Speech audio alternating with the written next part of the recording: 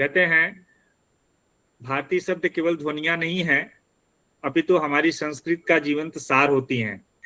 ज्ञान, संवेदना और संस्कारों की इस निरंतर बहती शब्द यात्रा में हर अक्षर अतीत को संजोती है और उज्जवल भविष्य के स्वप्न को बुनती है। आप सभी को पता है कि भाषा प्रौद्योगिकी का परिचय जो पाठ्यक्रम है, जो भारत सरकार के शिक्षा मंत्रालय द्वारा निःशुल्क स्वयं पोर्टल पर इसको चलाया जा रहा है, उसी की कड़ी में प्रत्येक बुधवार को होने वाली राष्ट्रीय एवं अंतर्राष्ट्रीय तकनीकी विषयों पर जो हमारी कार्यशालाएं होती है, उसी के समानांतर 2 अंतर्राष्ट्रीय व्याख्यान श्रृंखलाएं आचार्य त्रिभुवननाथ शुक्ल महोदय के व्याख्यान के माध्यम से हम चला रहे हैं। जो पहली व्याख्यान श्रृंखला होती है प्रत्येक पूर्णमासी के दिन हम लोग आयोजित करते हैं भारतीय ज्ञान परंपरा के अंतर्गत भाषा चिंतन की भारतीय परंपरा पर, और इससे संबंधित विभिन्न विषयों पर आचार्य जी अपने व्याख्यान, अपने अनुभव से हम सभी आभासी श्रोताओं को ज्ञानवर्धित करते हैं। इसी कड़ी में प्रत्येक महीने के अंतिम शनिवार को हम लोग भारतीय ज्ञान परंपरा के अंतर्गत भारतीय शब्द यात्रा पर हम लोग परिचर्चा करते हैं, और इस पर भी आचार्य जी हम सभी को ज्ञानवर्धित करते हैं। क्योंकि यह जो दूसरी श्रृंखला है जिसको आज हम लोग आयोजित कर रहे हैं, यह पांडिचेरी केंद्रीय विश्वविद्यालय और विश्व ज्ञानपीठ प्रयागराज के संयुक्त तत्वावधान में यह चलाई जाती है, और यह आज 6वीं अंतर्राष्ट्रीय व्याख्यान श्रृंखला है जिसका विषय है सनातन धर्म और लोक व्यवहार। और इस पर व्याख्यान देने के लिए एक बार पुनः इस पटल के लिए सुपरिचित जो है, हमें बताने की जरूरत नहीं है, आचार्य त्रिभुवननाथ शुक्ल महोदय जो अध्यक्ष हैं विश्व ज्ञानपीठ प्रयागराज के, एवं पूर्व आचार्य एवं अध्यक्ष हिंदी एवं भारतीय भाषा विभाग रानी दुर्गावती विश्वविद्यालय जबलपुर, सर हमसे जुड़े हुए हैं। सर का मैं हार्दिक स्वागत अभिनंदन करता हूं। इसी कड़ी में जिनके मार्गदर्शन में हम इन आभासी कार्यक्रमों का आयोजन लगातार आप सभी के ज्ञानवर्धन के लिए, तकनीकी कौशल के लिए हम लोग आयोजित कर रहे हैं। पांडिचेरी केंद्रीय विश्वविद्यालय के विभागाध्यक्ष डॉक्टर सी जयशंकर बाबू सर भी हमसे जुड़े हुए हैं। सर का भी मैं हार्दिक स्वागत अभिनंदन करता हूं। आज इस कार्यक्रम का संचालन जो है सुश्री साइना करेंगी। आप शोधार्थी हैं महाराजा सूरजमल ब्रिज विश्वविद्यालय भरतपुर राजस्थान में। मैं आपका भी हार्दिक स्वागत अभिनंदन करता हूं। इसके साथ साथ भारत एवं भारत से इतर विश्व के अनेक देशों से जो हमारे आभासी श्रोता आज इस व्याख्यान श्रृंखला में जुड़े हुए हैं, मैं हृदय की अनंत गहराइयों से आप सभी का हार्दिक स्वागत अभिनंदन करता हूं। आइए हम इस यात्रा की शुरुआत करें और इस पर आचार्य जी को सुने। इसके पहले मैं जरूर बताना चाहूंगा कि आज हम 6वीं यह श्रृंखला भारतीय शब्द यात्रा पर आयोजित कर रहे हैं। इसके पहले 5 श्रृंखलाएं आचार्य जी के व्याख्यान के माध्यम से हम आयोजित कर चुके हैं, जिसमें 2 व्याख्यान श्रृंखला आर्य शब्द पर आयोजित की गई हैं, प्रत्येक महीने में एक, और 3 जो व्याख्यान श्रृंखलाएं हैं जो सनातन शब्द पर हम आयोजित किए हैं, और आज सनातन धर्म पर ही 4थी व्याख्यान श्रृंखला है जिसका विषय है सनातन धर्म और लोक व्यवहार। और आज इस विषय पर हम लोग कई नई बिंदुओं को जानेंगे, सीखेंगे, समझेंगे। तो मैं साइना जी से निवेदन करूंगा कि आगे की संचालन की भूमिका आप निभाएं। हार्दिक स्वागत है साइना जी। आपका तहे दिल से धन्यवाद। सभी को प्रणाम। तो अब मैं बुलाना चाहूंगी प्रोफेसर डॉक्टर त्रिभुवन शुक्ल जी को, जो कि जबलपुर से हैं। पूर्व प्रोफेसर एवं अध्यक्ष हैं ये हिंदी एवं भाषा विज्ञान विभाग से, रानी दुर्गावती विश्वविद्यालय जबलपुर। इनके पूर्व पद हैं, ये निदेशक थे 5 वर्ष तक साहित्य अकादमी मध्य प्रदेश सांस्कृतिक परिषद से। साथ ही साथ इनकी और भी बहुत सारी उपलब्धियां हैं, जिनमें से हम थोड़ी उपलब्धियां यहाँ पे बता पाऊंगी मैं, क्योंकि समय का अभाव है, और साथ ही साथ इनकी उपलब्धियां की फहरिस्त बहुत लंबी है। तो आप देख सकते हैं शैक्षणिक आहार्यता इनकी काफी लंबी चौड़ी है, जिसमें है कुछ डीलेट और पीएचडी इन्होंने की है, एमए किया है, एमए भाषा विज्ञान किया है, और साहित्याचार्य भी हैं ये, बीए भी इन्होंने किया है। विशेषज्ञता है इनकी भाषा विज्ञान में, समाज भाषा विज्ञान में, कौशल विज्ञान में, अर्थ विज्ञान में और अन्य। संपादन भी इन्होंने किया है। संपादन इन्होंने किया है साक्षात्कार भोपाल में और हिंदी अनुशीलन इलाहाबाद से।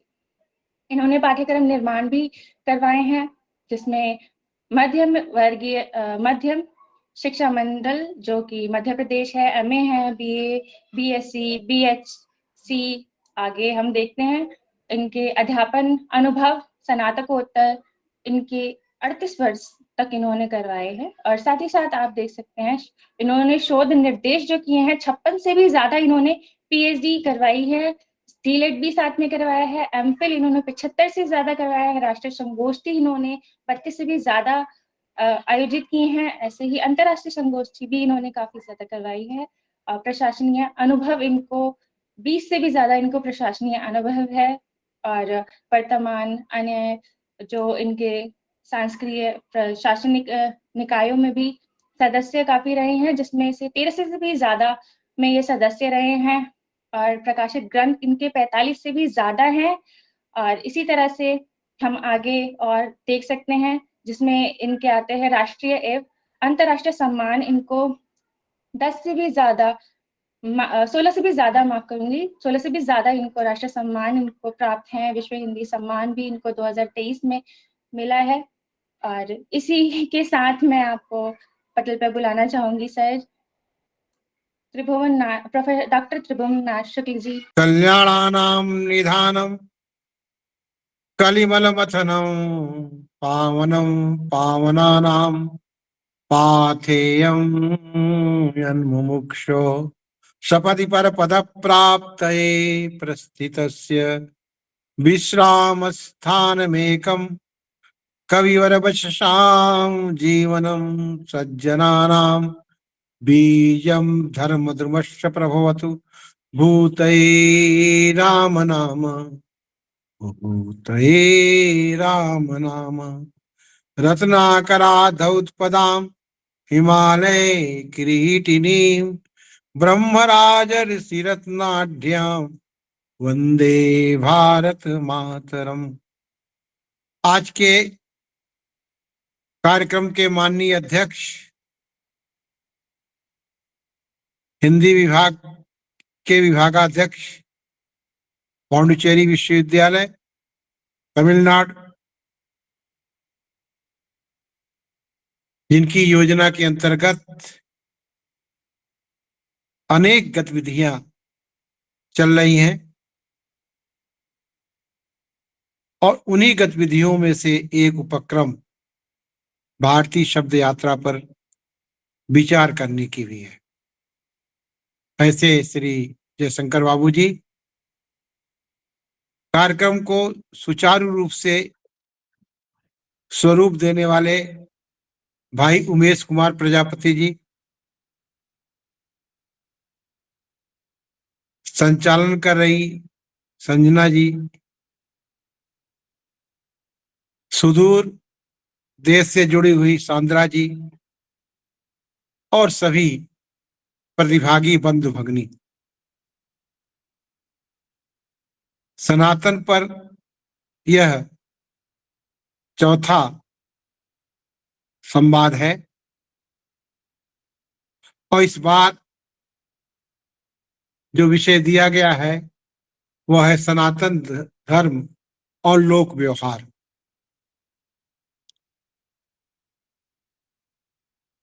सनातन धर्म पूरी तरह से वेदाश्रित है।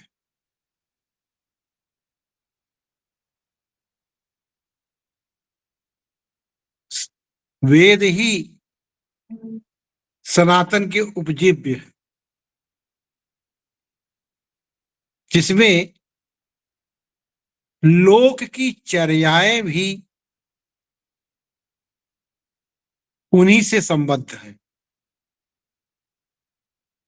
वैसे जब लोक और वेद की बात की जाती है तो मैंने लिखा भी है और कहता भी हूं कि वस्तुतः लोक मूल है वेद का, न कि वेद मूल है लोक का। उसके पीछे मेरा तर्क यह है, मेरा पक्ष यह है कि धीरे धीरे ही कोई चीज आभिजात्य बनती है। एकदम से हम शास्त्र पर नहीं पहुंचते। बालक जब जन्म लेता है, तुतलाता है, हकलाता है, फिर धीरे धीरे भाषा सीखता है और मानक भाषा का प्रयोग करता है। तो जितने भी शास्त्रीय सिद्धांत हैं, वेदानुभूतियां हैं, वेद की ऋचाएं हैं, सब लोक से ही उद्भूत है, लोकाश्रयी है। एक और उदाहरण देना चाहूंगा अपने इस पक्ष में कि लोक मूल है वेद का। रामचरितमानस में जहां जहां भी वेद और लोक की बात आई है तो लोक पहले है। और पूरे मध्यकाल में गोस्वामी तुलसीदास, मीरा, सूरदास की जो राग रागनियां हैं पदों की, यही शास्त्रीय संगीत का आधार बनी। इसलिए मैंने यह कहा, यह पक्ष रखा कि लोक ही मूल है। और इसीलिए हमारे यहाँ कहा गया कि लोका समस्ता, लोका समस्तो सुखिनो भवन्तु, समस्त लोक सुखी हो। और वह लोक भारत का नहीं है, वह लोक ओम भूर्भुवः स्वः का है। वह लोक पूरे विश्व का है। वह लोक मानवता का आधार है।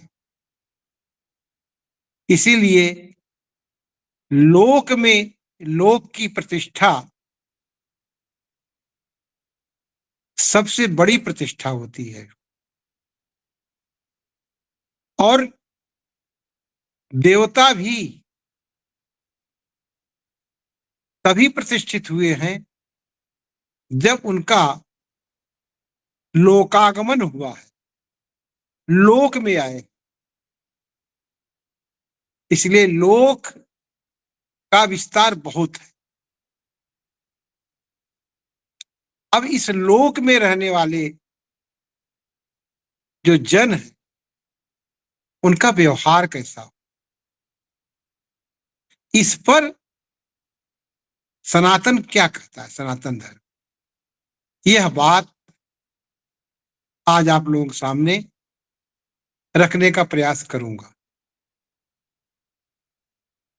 जब इस बात पर विचार किया जाता है तो कुछ शब्द, कुछ बीज शब्द हैं जो बार बार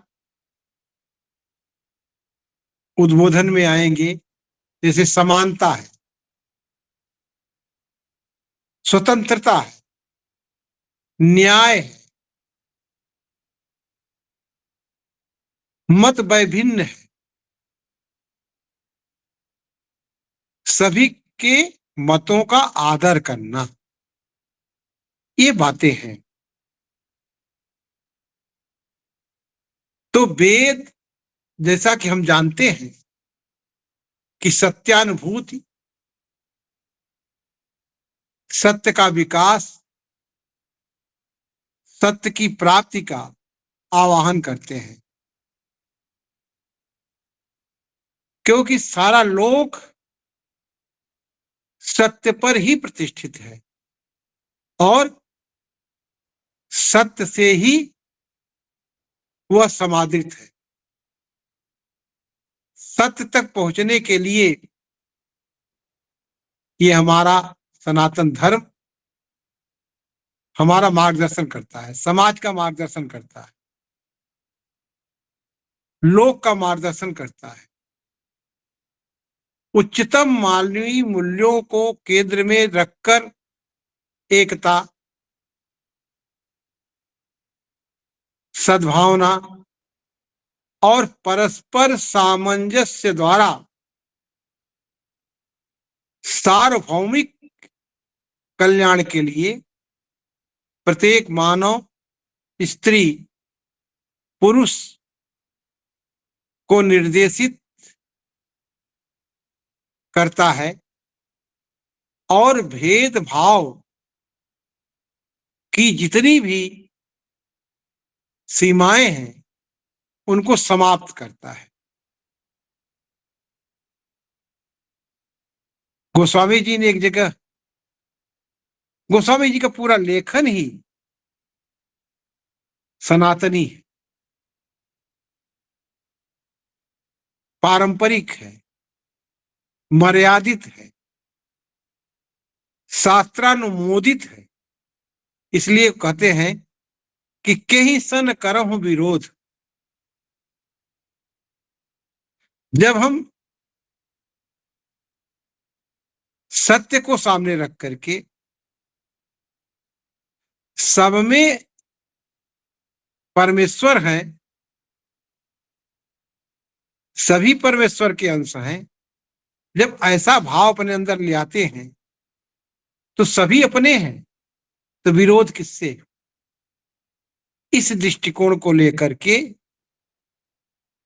सनातन धर्म लोक व्यवहार की बात करता है और इसीलिए कहा गया है कि सत्य बोलना चाहिए, मगर सत्य भी प्रिय हो, अप्रिय सत्य नहीं बोलना चाहिए। सत्यम ब्रूयात प्रियम ब्रूयात, न ब्रूयात सत्यम अप्रियम। सत्य बोलना चाहिए, प्रिय बोलना चाहिए, न ब्रूयात नहीं बोलना चाहिए क्या? सत्यम अप्रियम। इस बात का संकेत मैंने पहले भी किया है। जैसे किसी नेत्र विहीन व्यक्ति को हम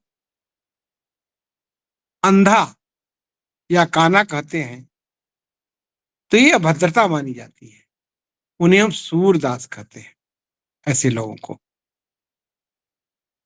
तो हमारी भाषा कैसी होनी चाहिए, हमारे शब्दों का चयन कैसा होना चाहिए, यह सब हमारा व्यवहार कैसा होना चाहिए लोक में, इन सब की बात वेदों में, उपनिषदों में, पुराणों में, धर्मशास्त्रों में कही गई, निर्दिष्ट की गई। इसीलिए वेद का जो कर्म मार्ग है वह अद्वितीय है, श्रेष्ठतम है और सनातन प्रवर्तक है। आभ्यंतर और बाह्य जगत में दोनों के संबंध में एक ऐसी सिद्धता है, ऐसी एक प्रतिपत्ति दी गई है जो सर्वमान्य है। ऋग्वेद के 5:59 में इसका बहुत स्पष्ट उल्लेख किया गया है। ते अज्येष्ठा, कौन ज्येष्ठ है, कौन कनिष्ठ है? वहां आचार दर्शन। और जब मैं ऋग्वेद का उल्लेख कर रहा हूं तो उसके पहले मैं एक बात और संकेत कर देना चाहता हूं आप लोगों के सामने कि अगर सनातन धर्म के लोक व्यवहार के आचरण संबंधी विषय पर हमें विचार करना हो या कहिए कि मानव धर्म पर विचार करना हो, मनुष्य धर्म पर विचार करना हो, तो हमें अथर्ववेद देखना चाहिए। अथर्ववेद में इसका बहुत अनेकशः बार उल्लेख हुआ है। तो मैं उल्लेख कर रहा था ऋग्वेद के 5:59 का, जहां यह निर्दिष्ट किया गया है कि ते अज्येष्ठा अकनिष्ठास उभिददो अमध्यमाशो महशावी वा भृभु सुजातासो जनुषा पृश्चिन मातरो दिवे मर्या आनो अच्छा जिगातन। यह जो उल्लेख किया गया है यह यह संकेतित करता है कि मनुष्यों में कोई भी उच्च, मध्य या निम्न नहीं है, वरिष्ठ, श्रेष्ठ अथवा कनिष्ठ नहीं है, तथा सभी लघु अर्थात छोटे स्तर के प्रारंभ से महान बनने की क्षमता रखते हैं। अर्थात सबके अंदर अपार संभावनाएं हैं। जो महानता की चरम सीमा है, जो शिखरस्थ स्थिति है महानता की, उस पर कोई भी व्यक्ति, कोई भी मनुष्य पहुंच सकता है। इसलिए प्रारंभ से महान बनने की क्षमता प्रत्येक मनुष्य में है। इसका उद्घोष ऋग्वेद में किया गया है, जिसका संदर्भ विचार के लिए मैंने आपके सामने रखा। अपनी योग्यता के बल पर, क्षमता द्वारा जीवन के विशिष्ट क्षेत्रों में उन्नति के लिए सभी स्त्री पुरुष सक्षम हैं। कभी कभी हमारे मन में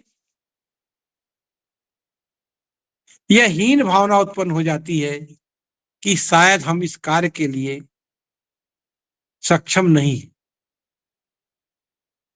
तो श्रुति कहती है,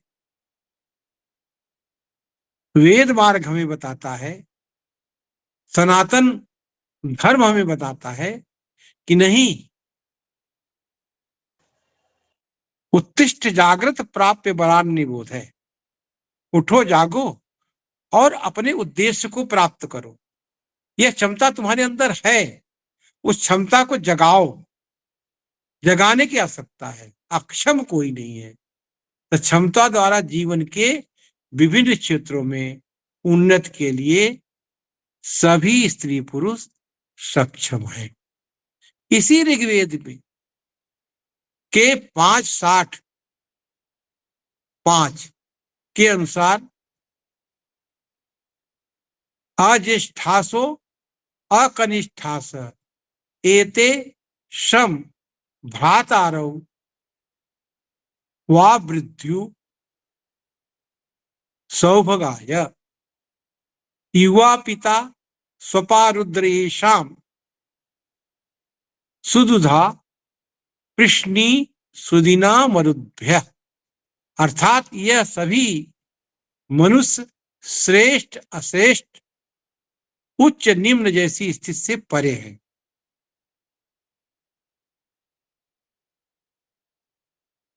और सभी भाई के समान हैं, सभी भातृ सदृश हैं। विकास संपन्नता के लिए सभी समान, सभी आगे बढ़ते हैं और सभी आगे बढ़ सकते हैं। एक ही मूल ईश्वर जनित सबका विकास हुआ है। तदुपरांत गृहस्थ नारी संग समानता का वातावरण में ऐश्वर्य तथा संपन्नता को सभी प्राप्त करते हैं। सभी स्थिति में पहुंचने में सफल हो सकते हैं। यह भाव हमारे मन में सनातन धर्म जागृत करता है। ऋग्वेद की ये ऋचाएं जागृत करती हैं। इस वर्णन में 2 ऋचाओं के अतिरिक्त ऋग्वेद के कई अन्य ऋचाएं हैं जो मानव में समानता, समस्त स्त्रियों पुरुषों में समान रूप से आगे बढ़ने की सामर्थ्य की ओर संकेत करती है। ये सभी ऋचाएं इनके अतिरिक्त कई कार्य और भी किसी प्रकार के रंग, गोत्र, वंश, समुदाय अथवा स्थान के आधार पर जो भेद किया जाता है, उस भेद को भी अस्वीकार करती है। क्योंकि किसी स्थान, किसी वंश में उत्पन्न होना यह मनुष्य के प्रारब्ध पर है तो है, किंतु उसके सामर्थ्य में कहीं कोई कमी नहीं आती कि अगर वह उत्तर में पैदा हुआ है तो ज्यादा सामर्थ्यवान है, दक्षिण में पैदा हुआ है तो कम सामर्थ्यवान है, किसी दूसरे देश में पैदा हुआ है तो कम सामर्थ्यवान है। ऐसा नहीं है। जो उसकी आंतरिक चेतना है, जो उसकी आंतरिक ऊर्जा है, वह सभी मनुष्यों में समान है। इसलिए सार्वभौमिक एकता और सौहार्द को केंद्र में रखकर मनुष्य को आचरण करना चाहिए, क्योंकि ईश्वर ने सभी को एक जैसा बनाया है। यह ऐसी बात ऋग्वेद के 10:191 में और उसके बाद के मंत्रों में कही गई है। मैं चर्चा कर रहा था कि अथर्ववेद पर ज्यादा हम इस विषय को केंद्रित कर सकते हैं। अथर्ववेद के 14:271 में यह कहा गया है कि समाज में स्त्री या महिला की भूमिका अत्यंत महत्वपूर्ण है, अत्यंत समादरणीय है, क्योंकि वह मानव जाति को एक ऐसे प्रारंभिक स्थिति में संस्कार दात्री है। इसीलिए हमारे समाज में कहा जाता है कि हमारी पहली गुरु या मनुष्य की पहली गुरु उसकी माँ होती है। तो ऋग्वेद के अथर्ववेद के इस सूक्त में कहा गया है कि अमो अहमस्मि सा त्वम सामहम अस्म कृत्वम दौरहम पृथ्वी त्वम त्वाहिशम मवाद प्रजामा अनवायाचे। अर्थात हे बधू, यदि मैं ज्ञानवान हूं तू ज्ञानवती है, मैं सामवेद हूं तो तू प्रथम वेद ऋग्वेद है, मैं सूर्य हूं तो तू उत्तम उत्पन्न करने वाली पृथ्वी हो,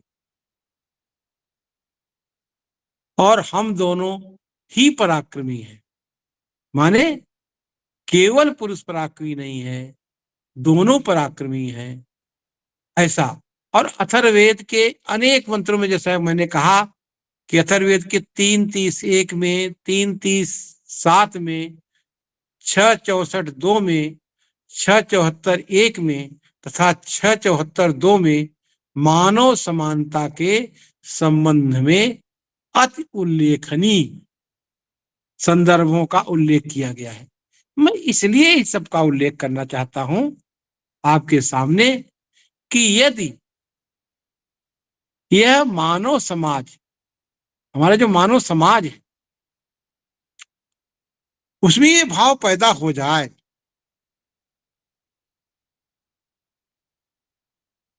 यह विचार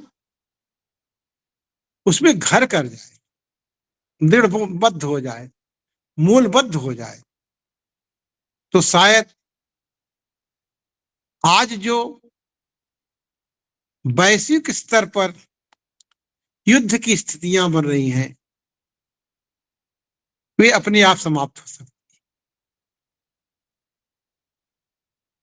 और इसीलिए कहा जाता है कि भारतीय विचार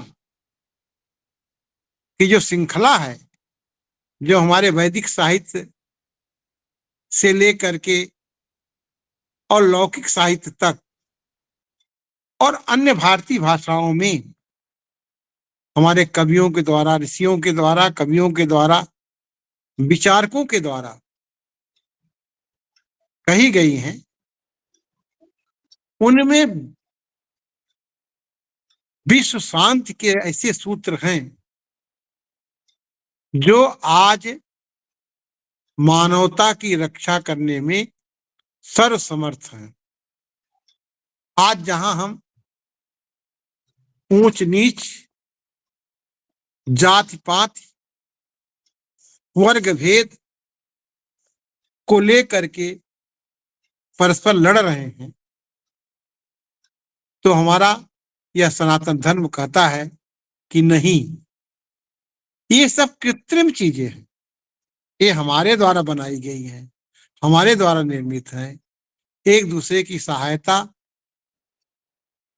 परस्पर सहयोग, भोजन में साझेदारी, संयुक्तता, साथ साथ बैठ करके भोजन करना, बिना भेदभाव के सबके द्वारा उपासना, प्रार्थना या स्तुत किया जाना, वैचारिक सामंजस्य, एक साथ बैठकर प्रजातांत्रिक पद्धति के अनुसार भी विचार विमर्श करना, निर्णय लेना, सहयोग द्वारा समाधान करना, खाने के साथ ही पेय पदार्थों पर सामूहिक समस्त प्राप्तियों उपलब्धियों में सबकी भागीदारी, जीवन सुरक्षा और विकास के लिए एकबद्धता, हृदय से सहयोग की भावना, निरंतर विकास और पारस्परिक तालमेल, सामूहिक उद्यम, ये सब सूत्र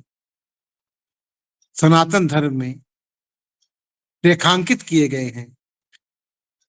और यही मैं समझता हूं कि सर्व कल्याण, सर्वोन्नति, सर्व संपन्नता की दिशा में सतत प्रयास करने वाले इन मंत्रों में जो शिक्षा दी गई है, जो संकेत किया गया है, जो व्यवहारिक धरातल पर लोक में जिन्हें प्रयोजनीय बताया गया है,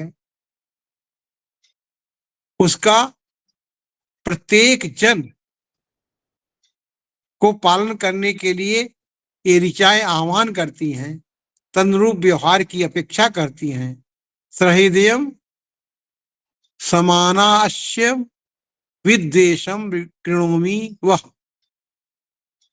मतलब हम अद्वेष होकर के सबको सर्व समानता, सर्व एकता, व्यापकता, सौहार्द के साथ ही जो अति उत्तम वास्तविक हमारे पास है, वह सब में समान रूप से वितरित करते हुए, सबको सहेजते हुए, सबको साथ लेते हुए हम आगे बढ़ें।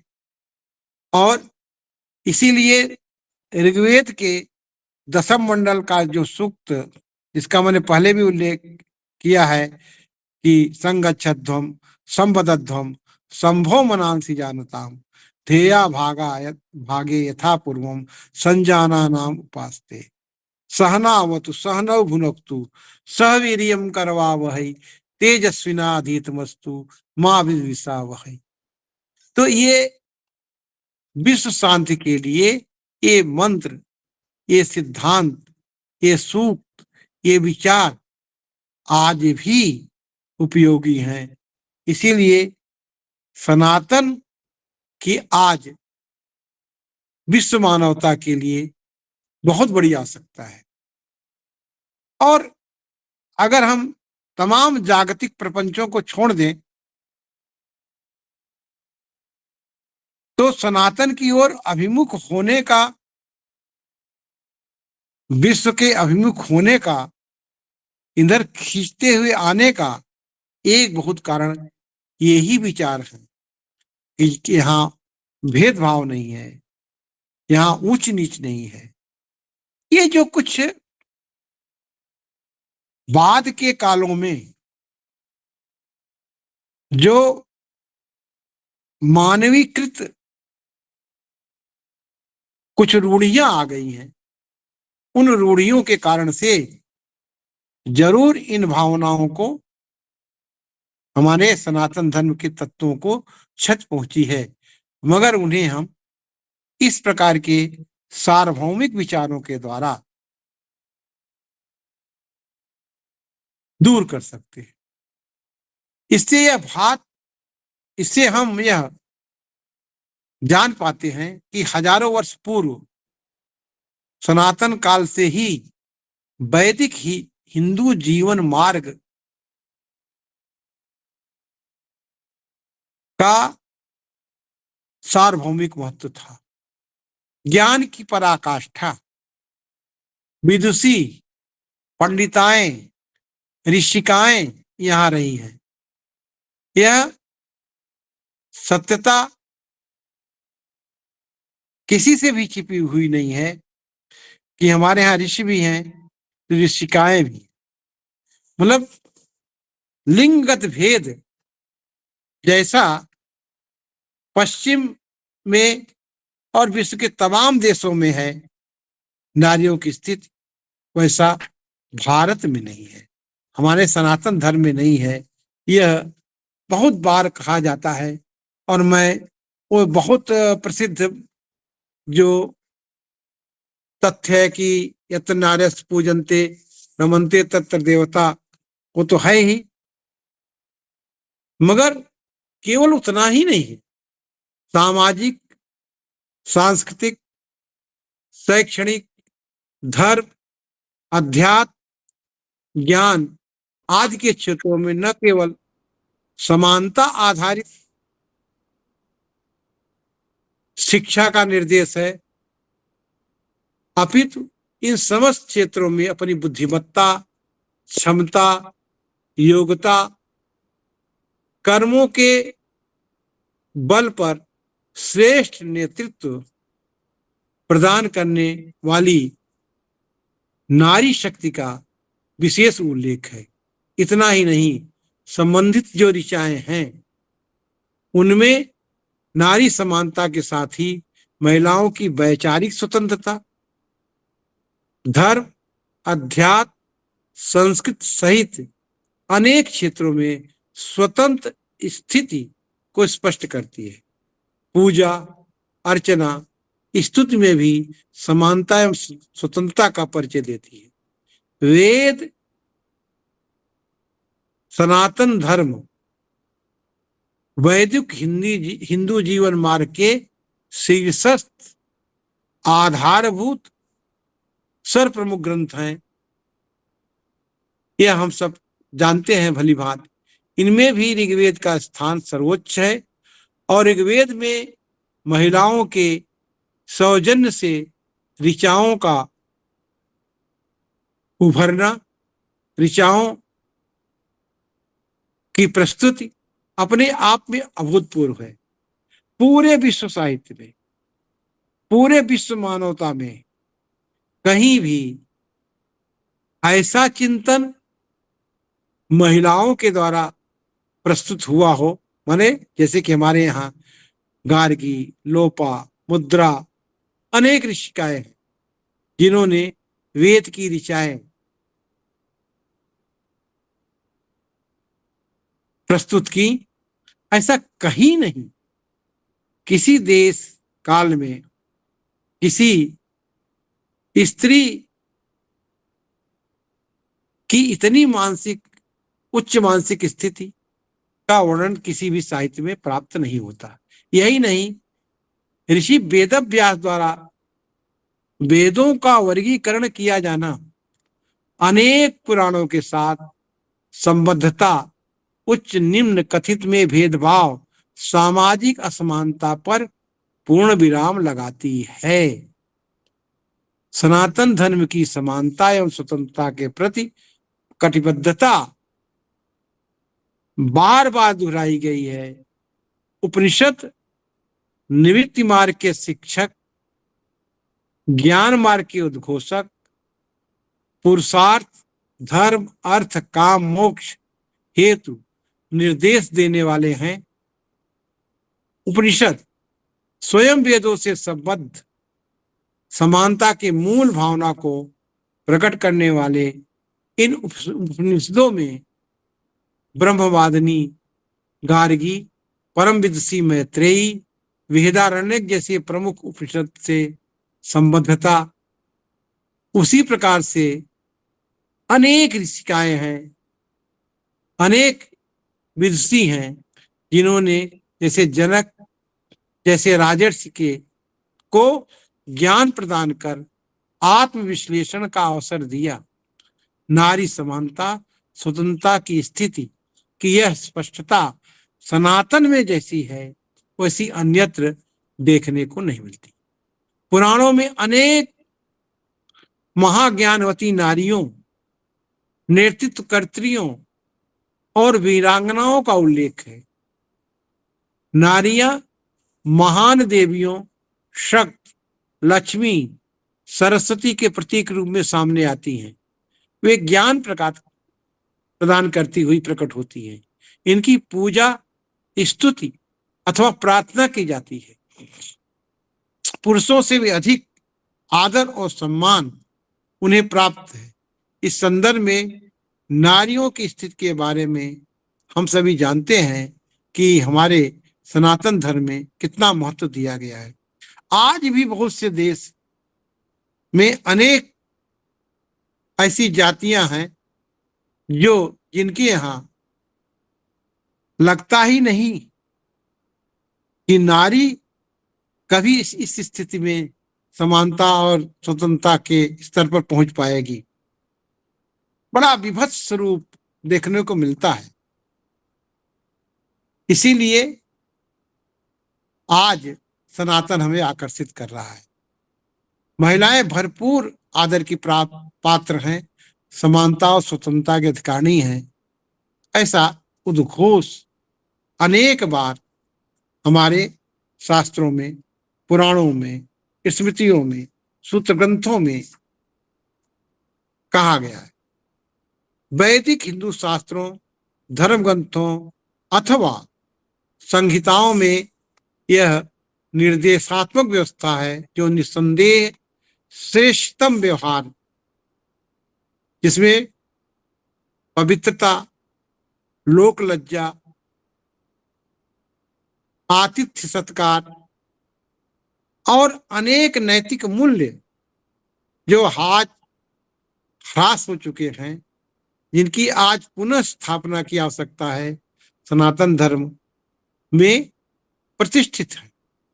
हम पुनः दृढ़ता पूर्वक यह कह सकते हैं कि नियमबद्धता, वैज्ञानिक दृष्टिकोण से बंधे हुए सनातन धर्म हिंदू जीवन मार्ग से संबद्ध अनेक ऐसी वास्तविकताएं हैं जो मानवता के उद्धार के लिए आज सक्षम है।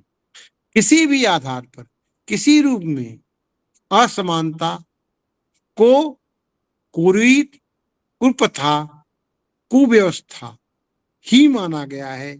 इनका सनातन धर्म में कोई स्थान नहीं है। समानता, स्वतंत्रता के साथ न्याय के विषय भी जुड़ा हुआ है। समानता की बात की जाती है तो उसमें जीवन के प्रत्येक क्षेत्र में और प्रत्येक स्तर पर समानता की स्थिति की बात सनातन धर्म में देखी जा सकती है। सैद्धांतिक ही नहीं अपितु व्यवहारिक रूप में समानता का प्रावधान हमारे सनातन साहित्य में मिलता है। यदि सनातनता उपलब्ध है, यदि समानता उपलब्ध है तो किसी भी प्रकार का भेदभाव हो ही नहीं सकता। वैदिक जीवन मार्ग की यह दृढ़ प्रतिष्ठा है। उसी प्रकार से अपने उत्थान के लिए, दूसरे के उत्थान के लिए जीवन मार्ग में बाधा न बनते हुए समाज एवं देश के प्रति अपने उत्तरदायित्व को भली भांति निर्वहन करते हुए समान रूप से स्वतंत्रता के साथ वैदिक जीवन मार्ग पर चलते हुए हम अपना, समाज का और राष्ट्र का कल्याण कर सकते हैं। यह सनातन का उद्घोष है। इस प्रकार से हम यह दृढ़ता पूर्वक कह सकते हैं कि न्याय वास्तव में समानता, स्वतंत्रता के साथ जुड़ा हुआ पहलू है। मानव जीवन के दो महत्वपूर्ण मूल्यों, समानता तथा स्वतंत्रता से ही संबद्ध है। इस हेतु न्याय की समुचित उपलब्धता के लिए धर्म का निर्देश और उसका पालन अनिवार्य माना गया है, क्योंकि धर्म ही वह मार्ग है जो मनुष्य को अनैतिक होने से बचाता है। इसलिए सनातन धर्म में संप्रदाय, उपसंप्रदाय हैं, इनकी भी शाखाएं, उपशाखाएं हैं। भारत में उत्तर से दक्षिण, पूरब से पश्चिम तक हिंदुओं की पूजा अर्चना पद्धतियों की विभिन्नताएं देखने को मिलती हैं, किंतु उनमें कहीं असमानता नहीं दिखाई पड़ती। हिंदुओं में प्रार्थना, उपासना, रीतियों, परंपराओं के अंतर्गत जो भी दिशा निर्देश हैं, चाहे वे शैव हों, चाहे वैष्णव हों और चाहे अन्य संप्रदाय हों, मूलतः वे वैदिक सिद्धांतों से ही संबद्ध रखते हैं। उनका मूल स्रोत वैदिक ही है और इसीलिए उनका पालन लोक व्यवहार में आज भी चला आ रहा है किसी न किसी रूप में। वह जो आनपूर्वी क्रम है, आनपूर्वी क्रम माने उसका निरंतर प्रवहमान होते रहना, वह आज भी अप्रतिहत जारी है। इसीलिए एक ओर जहां सनातन धर्म, वैदिक हिंदू जीवन मार्ग अपनी मूल संभावनाओं के अनुरूप सार्वभौमिक एकता के लिए कटिबद्ध है, वह भारतीय जन के लिए केवल कटिबद्ध नहीं है, सार्वभौमिक एकता के लिए कटिबद्ध है। यह जरूर हमारा ध्यान इधर जाना चाहिए कि वह सर्व समन्वय, सर्व सहयोग, सर्व स्वीकारता के लिए वचनबद्ध है और यही बृहद कल्याण को समर्पित है। भारतीयता, भारतीय राष्ट्रवाद के सम्मान एवं सुदृढ़ता हेतु इन कार्यों का और इन निर्देशों का पालन करने की बात बार बार सनातन दोहराता है। अपने अपने मतों, विश्वासों, परंपराओं, पद्धतियों अथवा निजी कहे जाने वाले मूल्यों पर भारतीय राष्ट्रवाद की वरीयता का भी प्रत्यक्ष अप्रत्यक्ष आह्वान करता है। इस स्थिति को विशेष रूप से प्रत्येक हिंदुस्तानी को समझना चाहिए और संसार के सामने इस सनातन का जो व्यवहार है, वह कौन सा व्यवहार, समानता, स्वतंत्रता, न्याय का, वह लोक व्यवहारों को यह कह करके स्थापित करना चाहिए कि इससे बड़ा कल्याणकारी, आशानुरूप और मनुष्य पोषित अन्य कोई सिद्धांत नहीं है।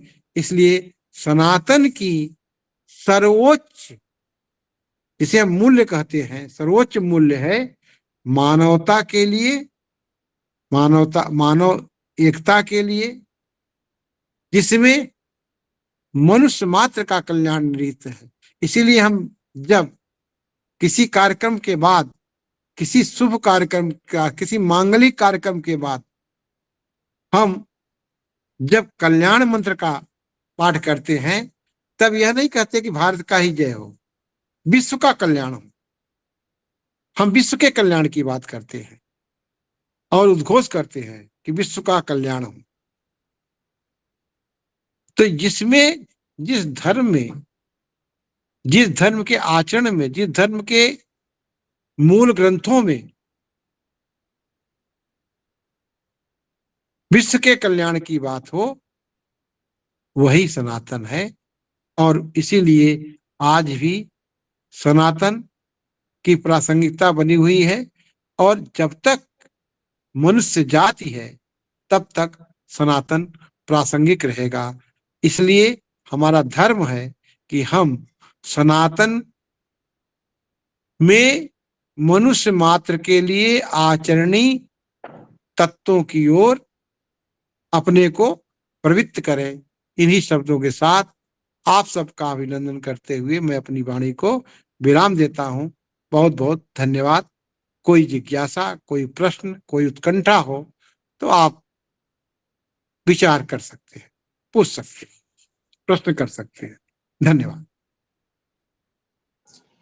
आपका तहे दिल से शुक्रिया सर, आपने हम सबको अपने ज्ञान से सराबोर कर दिया है। आपने बताया कि मनुष्य मात्र के लिए क्या जरूरी है, जो हम ग्रहण कर सकते हैं वेदों से, और लोक जीवन में हम उसे कैसे ग्रहण कर सकते हैं, क्या चीजें उन्होंने वेदों से हमने सीखी हैं और क्या चीजें हमें सीखनी चाहिए जो कि हमें हमारे जीवन में वो काम में आएगा, वो लोक जीवन में हमारे काम में आता है, और किस तरह से इसका इतिहास रहा है, और किस तरह से हम इसे अगर आत्मसात करते हैं तो ये हमारे भविष्य को उज्जवल बनाता है, किस तरह से सनातन हम सबके लिए है, वो विश्व की उन्नति की बात करता है, वो किसी एक पर्टिकुलर किसी धर्म से रिलेटेड नहीं है या इन भारत से रिलेटेड नहीं है, वो पूरे विश्व के कल्याण की बात करता है। इसमें लिंग भेद नहीं है, स्त्री पुरुष समान है, स्त्री की भी क्या महत्ता थी हमारे आदिकाल से अब तक, उसकी क्या महत्ता थी, किस तरह से हमारी जो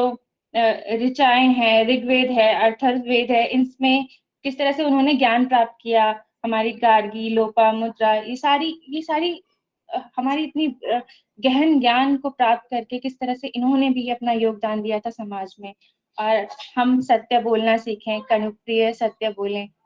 ये सब जो हमारे जो विचारधारा है उससे भी जुड़ेगी, और हमें एक अच्छा इंसान बनाने के लिए बहुत जरूरी है, बहुत कारगर है, जो कि हम भूल जाते हैं आजकल के इस ट्रेंड में, जो कि आपने हमें बताया सर। आपका तहे दिल से शुक्रिया। और अब मैं जानना चाहूंगी कि किसी यहाँ पे शोधार्थी और प्रोफेसर हमारे जो आदरणीय यहाँ पे दर्शकगण हैं, अगर सर से आप कुछ प्रश्न पूछना चाहते हैं तो आप हैंड रेज कीजिए। आदरणीय सर नमस्कार। नमस्कार जी। मैं आपसे सर ये पूछना चाहती हूँ कि सनातन धर्म में विश्व कल्याण की बात की गई है और मांगलिक कार्यक्रम के पश्चात भी हम है ना विश्व कल्याण की बात करते हैं, तो फिर यह वर्तमान में किस तरह से प्रासंगिक है? जब हम धर्म के नाम पर लड़ाई करते हैं, मारपीट करते हैं, तो किस तरह से ये बात प्रासंगिक लगती है? देखिए, वो तो एक व्यवहार का अलग पक्ष है। वो तो उसी वही न हो जो आप कह रही हैं ना, वही जी। न हो, इसीलिए सनातन धर्म की आवश्यकता है। सनातन का पक्ष हमें समाज के सामने रखने की इसीलिए आवश्यकता है कि आज की जो भयावह स्थिति बनी है उससे हम उबर जाएं, मानवता उबर जाए। जी, हाँ, धन्यवाद सर। नहीं सर एक प्रश्न मेरा था। जी। जब हम अपनी संस्कृति की बात करते हैं, वेदास की बात करते हैं, अब जैसे मैं योग से हूँ, योग की भी बात करते हैं, तो एक अहिंसा, सत्य, ये सारी चीजें हमको पढ़ने को मिलती हैं, समझने को जी। मिलती हैं। बट होता क्या है कभी कभी कि आप सारी चीजें फॉलो कर रहे हैं, सनातन संस्कृति को आप फॉलो कर रहे हैं, बट बहुत बार ऐसी सिचुएशन आ जाते हैं कि सामने से कुछ व्यक्ति ऐसे हैं जो बिल्कुल अपोजिट है, वो हिंसा कर रहे हैं, वो सारी चीज, तो वहां पे हमको कैसे बैलेंस करना होता है चीजों को? क्या हम भी वैसा बिहेव करें उनके जैसा, या मतलब कैसे अपने पथ पे अहिंसा पे ही बने रहें, और उसमें नुकसान भी हो जाता है कभी कभी अपना, तो उसको कैसे बैलेंस करना है? नहीं तो ऐसा है कि सनातन यह नहीं कहता कि अगर कोई आप पर प्रहार करे, हाँ, तो आप बिल्कुल उस प्रहार को सह लीजिए। नहीं, ऐसा नहीं करता भाई। सठे साठ्यम समाचरेत हमारा शास्त्र कहता है कि सठ के साथ तो सठता करनी पड़ेगी। यह भी एक धर्म है। और अगर किसी स्त्री की, किसी समाज की मर्यादा के लिए अगर आपको किसी आतताई की हत्या करनी पड़े तो भी वो एक धर्म है।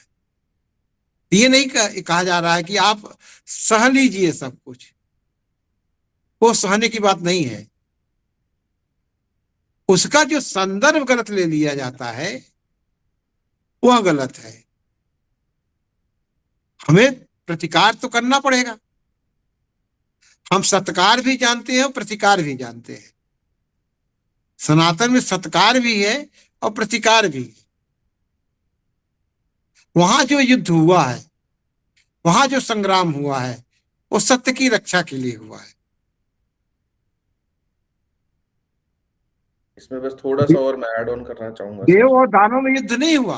हुआ क्यों हुआ? उसी सत्य के लिए।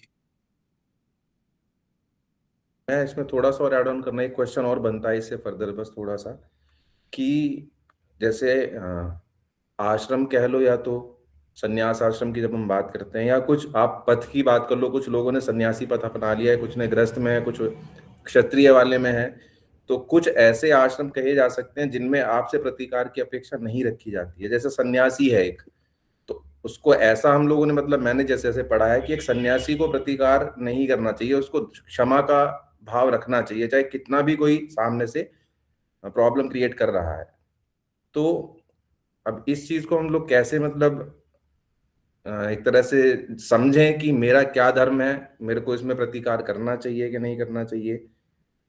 तो आश्रम के हिसाब से मेरे हिसाब से थोड़ी सी चीजें डिफरेंट हो जाती हैं। नहीं तो इसमें सनातन कहीं बाधा नहीं है। सनातन तो केवल ये बता रहा है कि हमारा लोक व्यवहार कैसा होना चाहिए। ये विषय उससे बिल्कुल, ये प्रश्न ही अलग है कि सनातन का तो ये है कि हमारा लोक व्यवहार कैसा होना चाहिए, हमारा सन्यासी के प्रति क्या व्यवहार होना चाहिए, केवल उसका निर्देश कर रहा है। केवल उसकी बात हो रही है कि जीवन में हमारा आचरण, आचरण क्या होना चाहिए, आचरण के महत्व की, कि आचरण के जो नित्य नैमित्तिक सूत्र हैं उनकी बात कर रहा है। अब हिंसा अहिंसा की तो परिस्थितियां अलग होती है ना, कि किस समय हमें अहिंसक होना चाहिए, किस समय अहिंसक नहीं होना चाहिए, कहाँ हमें हिंसा भी की आवश्यकता पड़ती है और कहाँ हम सहनशील होते हैं, कहाँ तक सहनशील हो सकेंगे, किस सीमा तक सहनशील हो सकेंगे। सबकी स्थितियां होती है ना। तो क्या राम ने रावण को मारा, रावण की हत्या की, तो इसको क्या कहेंगे आप? इसको सदाचरण कहेंगे कि दुराचरण कहेंगे? तो ऐसे यही प्रकार के हैं। ये तो चलता रहता है संसार में, ये सब चलता है। मगर सनातन जो है सत्याधारित है सभी स्थितियों में। जी सर, जी सर, जो धन्यवाद। सत्य है उस पर उसका आचरण करना चाहिए हमें। सत्य है कि आतताई का वध करना चाहिए, ये सत्य है।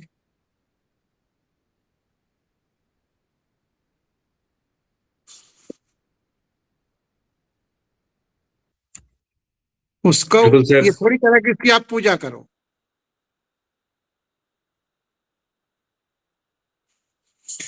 जी धन्यवाद सर। जितना ही महत्वपूर्ण प्रश्न था, एक सुंदर, एक बहुत ही अच्छा आपने उसके संबंध में मार्गदर्शन दिया है, एक अच्छा संदेश दिया है जो हम सभी के लिए, हमारे समाज के लिए, समावेशी समाज के लिए एक बहुत ही महत्वपूर्ण संदेश देता है। और हमारे जो आभासी श्रोता जुड़े हैं, जो विद्वान जुड़े हैं, अगर इस विषय से संबंध में और कोई जिज्ञासा है तो आप प्रश्न रख सकते हैं। स्वागत है आप सभी का। नमस्ते सर। नमस्कार जी। सर मैं शिप्रा चौबीसा बोल रही हूँ। जी। मैं पीएचडी की शोधार्थी हूँ। और ऐश्वर्य कॉलेज में असिस्टेंट प्रोफेसर के जी। पद पे हूँ। सर, आपने बहुत सुंदर तरीके से अपने विचार को रखा और धर्म की, सनातन धर्म की जितनी व्याख्या हो सकती है, आपने बहुत अच्छे से व्याख्या की है। तो सर, इसके उपलक्ष्य में रहीम का कोई पद आपके सामने रख सकती हो, अगर आप आशीर्वाद दे तो? हाँ हाँ बिल्कुल रखिए। यो रहीम सुख होत है, उपकारी के अंग, बाटन वारे के लगे जो मेहंदी को रंग। हम्म, कि जैसे ही धर्म है और जो भी इस मेहंदी के रंग में जैसे रंग जाएगा, वैसे ही उसके हाथ, वैसे ही जैसे हथेली पे जैसे ही वो रंग लगेगा, वैसे ही उसके हाथ लाल हो जाएंगे। तो जो भी सनातन धर्म से जुड़ेगा सर, तो विश्व बंधुत्व की रचना की, सृष्टि की कल्पना हो सकती है। और बिल्कुल चारों बिल्कुल तरफ, बिल्कुल। और अच्छा जैसे अभी उदाहरण। चारों तरफ सांप्रदायिकता और युद्ध हो रहे हैं, तो सब जगह हम शांति और मंगल की कामना कर सकते हैं। हम्म। रहीम ने ये भी तो कहा है कि कहू रहीम कैसे निभे, बेर जी, केर को संग, जी, वे दौलत रस आपने उनके फाटत अंग। जी तो सर, बेर और केर का तो नहीं है ना, वही जैसे अभी प्रश्न किया गया जी, कि भाई बेर और केले का संग कैसे होगा। अगर जी सर, हवा बहेगी, बेर के झोंके से केले का रंग फट जाएगा। कहो रहीम कैसे निभे, बेर केर को संग, वे दौलत रस आपने उनके फाटत अंग। तो सब स्थितियों का रहीम ने तो खैर बहुत विचार किया है जी समाज सर, के संदर्भ में। जी सर। सबको सर है ना रहीम और रहीम रफ्तान। अब्दुल रहीम खान खाना सर, और ये अब्दुल कलाम आजाद, सब अगर ऐसा दृष्टिकोण अगर सब जगह हो जाएगा, तो सर ये जो आज हमको जो दुविधाएं हो रही है, जो परेशानियां हो रही है, वो नहीं होंगी। बिल्कुल बिल्कुल सही कहा शुक्ला जी, आपने बहुत अच्छा कहा। ठीक धन्यवाद सर, धन्यवाद। है। आज धन्यवाद। आपके दर्शन हो गए सर। ठीक ठीक ठीक। ठीक है। जी नमस्कार सर। जी, धन्यवाद। नमस्कार जी, नमस्कार। मैं हेमंत दोषी दिल्ली विश्वविद्यालय से हूँ सर। जी सर जी। मेरा प्रश्न ये है कि अभी आपने विश्व कल्याण की बात कही है, हम्म, तो आज हम पर्यावरणीय समस्याओं से जूझ रहे हैं और हम अपने भारत में ही देखते हैं कि जैसे आज अरावली बचाओ आंदोलन चल रहा था, या सिंगरौली क्षेत्र में हम देखते हैं पेड़ों की कटाई वगैरह। तो जी जी। हमारे वेदों में और सनातन धर्म में पर्यावरण को बचाने के लिए क्या क्या कहा गया है? सर मेरी जिज्ञासा इस परिप्रेक्ष्य में, क्योंकि विश्व कल्याण का हम भाव रखते हैं, तो लोग को पर्यावरण, पेड़ पौधों, नदियां, तालाबों के प्रति कैसा व्यवहार करना चाहिए सर, इस संदर्भ में हमें क्या मिलता है हमारे वेदों में और लोक देखिए, में?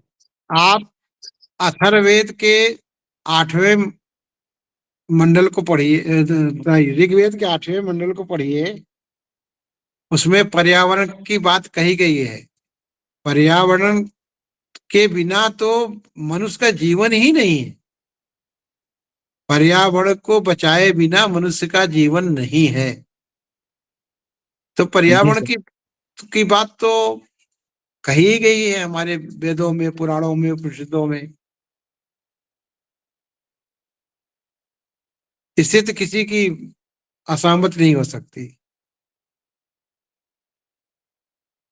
ठीक है ना। बिल्कुल सर। जी जी, जी सर। और जो हम ये बिल्कुल। मानते हैं कि पर्यावरण को विनाश करके हम भौतिक उन्नति प्राप्त कर लेंगे, वो एक मनुष्य की बहुत बड़ी भूल है। पर्यावरण का विनाश करके हम भौतिक उन्नति जरूर मान लो प्राप्त भी कर लिए, मगर अपने को हम विनाश की ओर ले जाएंगे, विकास की ओर नहीं ले जा सकते।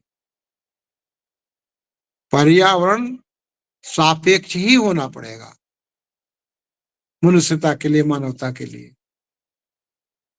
इवन मैंने थोड़ा सा पढ़ा था कि सृष्टि निर्माण में भी जो क्रम बताते हैं ऋग्वेद में, कि यज्ञ, पर्जन्य, वृष्टि, उसके बाद अन्न। तो अन्न वो हाँ, वनस्पति को एक तरह से रिप्रेजेंट करता है, तो वहां भी अन्नात् वो भवत् पर्जन्य, पर्जन्य ऐसा वृष्टि और है। अन्न फिर उसके बाद। हम्म, तो अन्न जो है तो वो है, वनस्पति पर्यावरण को ही एक तरह से डिनोट करता है। वो तो है ही, वो तो है ही जीवन। जी। जी, बहुत ही सुंदर परिचर्चा सर। वंश जी ने हम्म। हाथ खड़ा किया था। वंश जी, अगर आपकी कोई जिज्ञासा है, कोई प्रश्न है आचार्य जी के समझ, तो आप रख सकते हैं। नहीं तो अजय शुक्ला साहब ने हाथ खड़ा किया है। सर स्वागत है, आप अपने प्रश्न को रखें। जी सर जी, गुरु जी के श्री चरणों में सादर प्रणाम करता हूँ। अजय शुक्ल बोल रहा हूँ जबलपुर से। हाँ हाँ, खुश रहो अजय। हाँ बोलो। एक आपके श्री चरणों में एक प्रश्न निवेदित था। हाँ हाँ। यदि कोई सांप किसी मेंढक को खाने की स्थिति में है, उसके ऊपर प्रहार कर रहा है, एक सनातनी देख रहा है, तो उसका क्या धर्म बनता है? मेंढक को बचाना या उसे खा लेने देना? अब उसका तो धर्म है कि उसको बचा लेना, जी उसको बचा लेना, जी खाने जी। कैसे दे। लेकिन फिर वो अपनी बुभुक्षा से यदि मतलब प्राणांत कर ले अपना, या उसके प्राणांत हो जाएं हमारे देखते हुए, तो क्या करना चाहिए उसे? देखो वैसे तो ऐसा है जी कि ये कहा गया है कि जीवस्य भोजनम, जी ठीक है ना। जी जीव जीव का भोजन है, मगर ये उनके लिए कहा गया है जी जिनके पास ज्ञान चेतना नहीं है, जी ठीक है ना। जी उनके पास ज्ञान चेतना नहीं है, विवेक नहीं है। जी पशु और मनुष्य में तो ये अंतर है ना। जी तो मगर मनुष्य का कर्तव्य है कि जी अगर किसी जीव की हत्या हो रही है तो जी उसको बचाने का उपक्रम करना चाहिए। जी इसीलिए हमारे यहाँ ये कहा गया है कि संत भी जब चलता है, संत जी जब चलते हैं जी तो पैर बचा के चलते हैं कि ताकि किसी चींटी का जी भी, कोई चींटी भी न दब जाए, जी ठीक है ना। जी ये है, ये सनातन जी हाँ जी है। प्रश्न बहुत अच्छा था। जी जी। जी धन्यवाद सर। और किसी हमारे जिज्ञासु श्रोता का अगर कोई प्रश्न है तो आप रख सकते हैं। किसी का कोई प्रश्न है, आप हाथ खड़ा भी कर सकते हैं। आभासी पटल पर इस तरह की सुविधा दी गई है, या आप सीधे प्रश्न भी रख सकते हैं। जी, मुझे लग रहा है किसी का कोई प्रश्न नहीं है। अब सीधे मैं चलता हूं। अब इस व्याख्यान श्रृंखला के अंतर्गत मैं आग्रह करूंगा डॉक्टर सी जयशंकर बाबू सर से कि इस विषय पर आप भी अपने विचारों से हम सभी को अनुग्रहित करें। सर हार्दिक स्वागत है। धन्यवाद उमेश जी, और धन्यवाद शैना शबनम जी, और आचार्य त्रिभुवननाथ शुक्ल जी के प्रति हम श्रद्धापूर्वक नतमस्तक है। उन्होंने अभी तक जो ज्ञान चेतना हमें बढ़ाई है सनातन को लेके, विशेषकर 4 शब्दों में, 4 टुकड़ों में कहते हैं तो 4 शब्दों में उन्होंने ऐसी ऊर्जा हमें भर दी, 4 शब्द देकर, जो सनातन के पर्याय के रूप में उन्होंने समानता, स्वतंत्रता, सत्य और न्याय को लेकर जो बात रखी है, निश्चित रूप से हम जागृत हुए हैं। और हमारी ये तो आचार्य जी ने हमारे समक्ष जो समानता, स्वतंत्रता, सत्य और न्याय जैसे जो पर्याय के रूप में शब्द दिए हैं सनातन के, जो सार्वभौमिक एकता और सौहार्द की दृष्टि से जो सनातन समूची सृष्टि के हित, लोक मंगल के रूप में जो आचार्य जी ने हमारे समक्ष कहा, तो लोक मंगल की भावना, और विशेषकर आचार्य जी ने जो अत्यंत महत्वपूर्ण बात रखी है कि वेद कहाँ से उत्पन्न है, तो वेद की उत्पत्ति का आधार लोक मंगल है और लोक है। तो ये जो चेतना हमें भरी है अभी तक, और विशेषकर अभी तक जो जिज्ञासाएं प्रकट की गई, उन जिज्ञासाओं में एक जिज्ञासा मैं आचार्य जी के समक्ष जोड़ना चाहता हूँ, क्योंकि मैं यहाँ कोई अध्यक्षीय वचन देना नहीं चाहता हूँ। एक जिज्ञासा है जिससे कि और हम लोग चेतन बने। जैसे आचार्य जी आपने कहा लोक की प्रतिष्ठा, जो कुछ मतलब लोक की प्रतिष्ठा के रूप में ही वेदों की उत्पत्ति हुई है। और आपने जरूर ये कहा कि देवताओं का लोक में आगमन को लेकर, प्रतिष्ठा को लेकर। और मेरी जिज्ञासा यह है कि वेदों में हम जिस अद्वैत दर्शन को पाते हैं, तो वहां पे मानव में देवता की प्रतिष्ठा है। तो अद्वैत में अहम ब्रह्मास्मि की जो भावना शंकराचार्य ने वेदों का दर्शन जिस रूप में किया है, उस दृष्टि से अब लोक में जो देवताओं की प्रतिष्ठा हुई है, तो स्वयं मतलब मनुष्य जो है अपने को मनुष्य रूप में मानते हुए फिर देवताओं को प्रतिष्ठित किया। अन्यथा जैसे अद्वैत दर्शन के रूप में यदि हम देखते हैं, जिसमें वेदों में कहा गया, तब तो स्वयं मानव जो है तो देवताओं के रूप में लोक व्यवहार करना चाहिए, यही आपने हमें चेतना प्रदान की है। तो इस पर मैं आपके 2 वचन फिर से मैं सुनना चाहता हूँ। आचार्य जी, आप बंद है आपका माइक। आप म्यूट हैं सर। बहुत अच्छा प्रश्न है आदरणीय जयशंकर बाबू जी का, और यह प्रश्न लोकहित में है। वस्तुतः मनुष्य को केंद्र में रख करके ही जितने आचरण देवताओं के द्वारा किए गए हैं वे ही आज समाज में अनुकरणीय है। राम या कृष्ण जो पूर्ण अवतार हमारे यहाँ माने गए, 2 प्रमुख राम और कृष्ण, इनका जो भी आचरण हुआ है, और खासकर राम का तो जो भी आचरण हुआ है वह मनुष्योचित ही रहा है। कृष्ण जरूर लीलाधारी थे, मगर लीलाधारी होते हुए भी मनुष्य के रूप में ही सारा आचरण हुआ है, प्रकट हुआ है। कि क्योंकि मनुष्य के लिए जो सनातन धर्म के अंतर्गत निर्धारित तत्व हैं उनसे कहीं वो अलग नहीं हुए। राम विलाप भी करते हैं। राम अन्याय के लिए युद्ध भी करते हैं। राम अपने सखाओं के साथ क्रीड़ा भी करते हैं। राम पुत्र का भी आचरण करते हैं, पिता का भी आचरण करते हैं, राजा का भी आचरण करते हैं, अनेक भूमिकाओं में हैं। मगर मानव राम, और जो मनुष्य पहले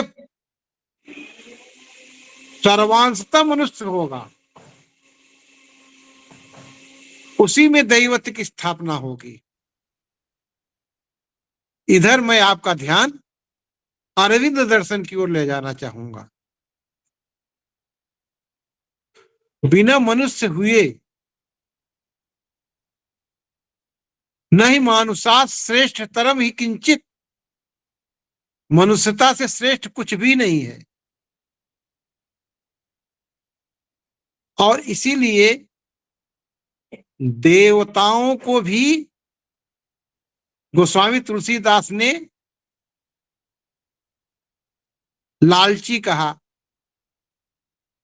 कई रूपों में उनको उनकी वो की।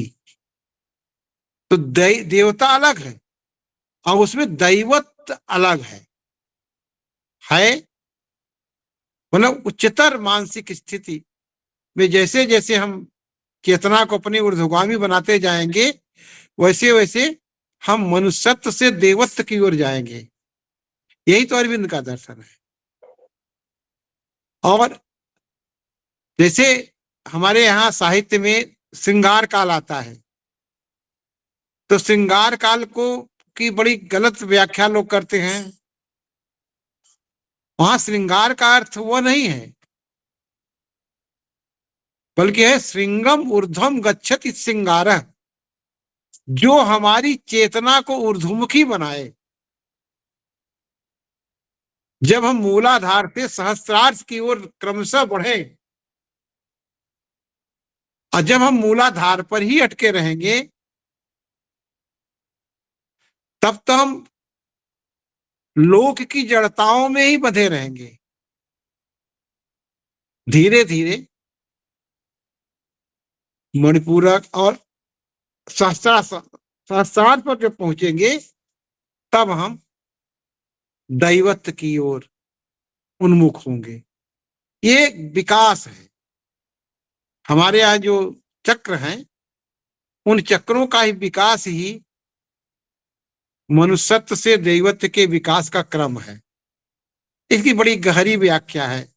मैं समझता हूं कि इस पर एक अलग से व्याख्यान का विषय है जो आज आपने प्रेरित किया है। इस पर कभी विचार किया जा सकता है कि कैसे हम मनुष्य से दैवत्व की ओर अभिमुख हो सकते हैं। और जब ऐसा आचरण समाज में कोई करता है तब समाज कहता है अरे वो मनुष्य तो नहीं, अरे वो तो देवता है। क्योंकि उनका आचरण सर्वोपकारी है, शिवात्मक है, कल्याणकारी है। इसलिए वे मनुष्य नहीं, वो देवत्व है। इसलिए बड़ी बड़ी विभूतियों को इसीलिए भगवान कहा गया। भगवान माने ऐश्वर्यवान, ऐश्वर्य जिसमें आ गया है, ईश्वर तो आ गया है। और यही बात मैथिली शरण गुप्त ने भी कही और तमाम साहित्यकारों ने भी कही।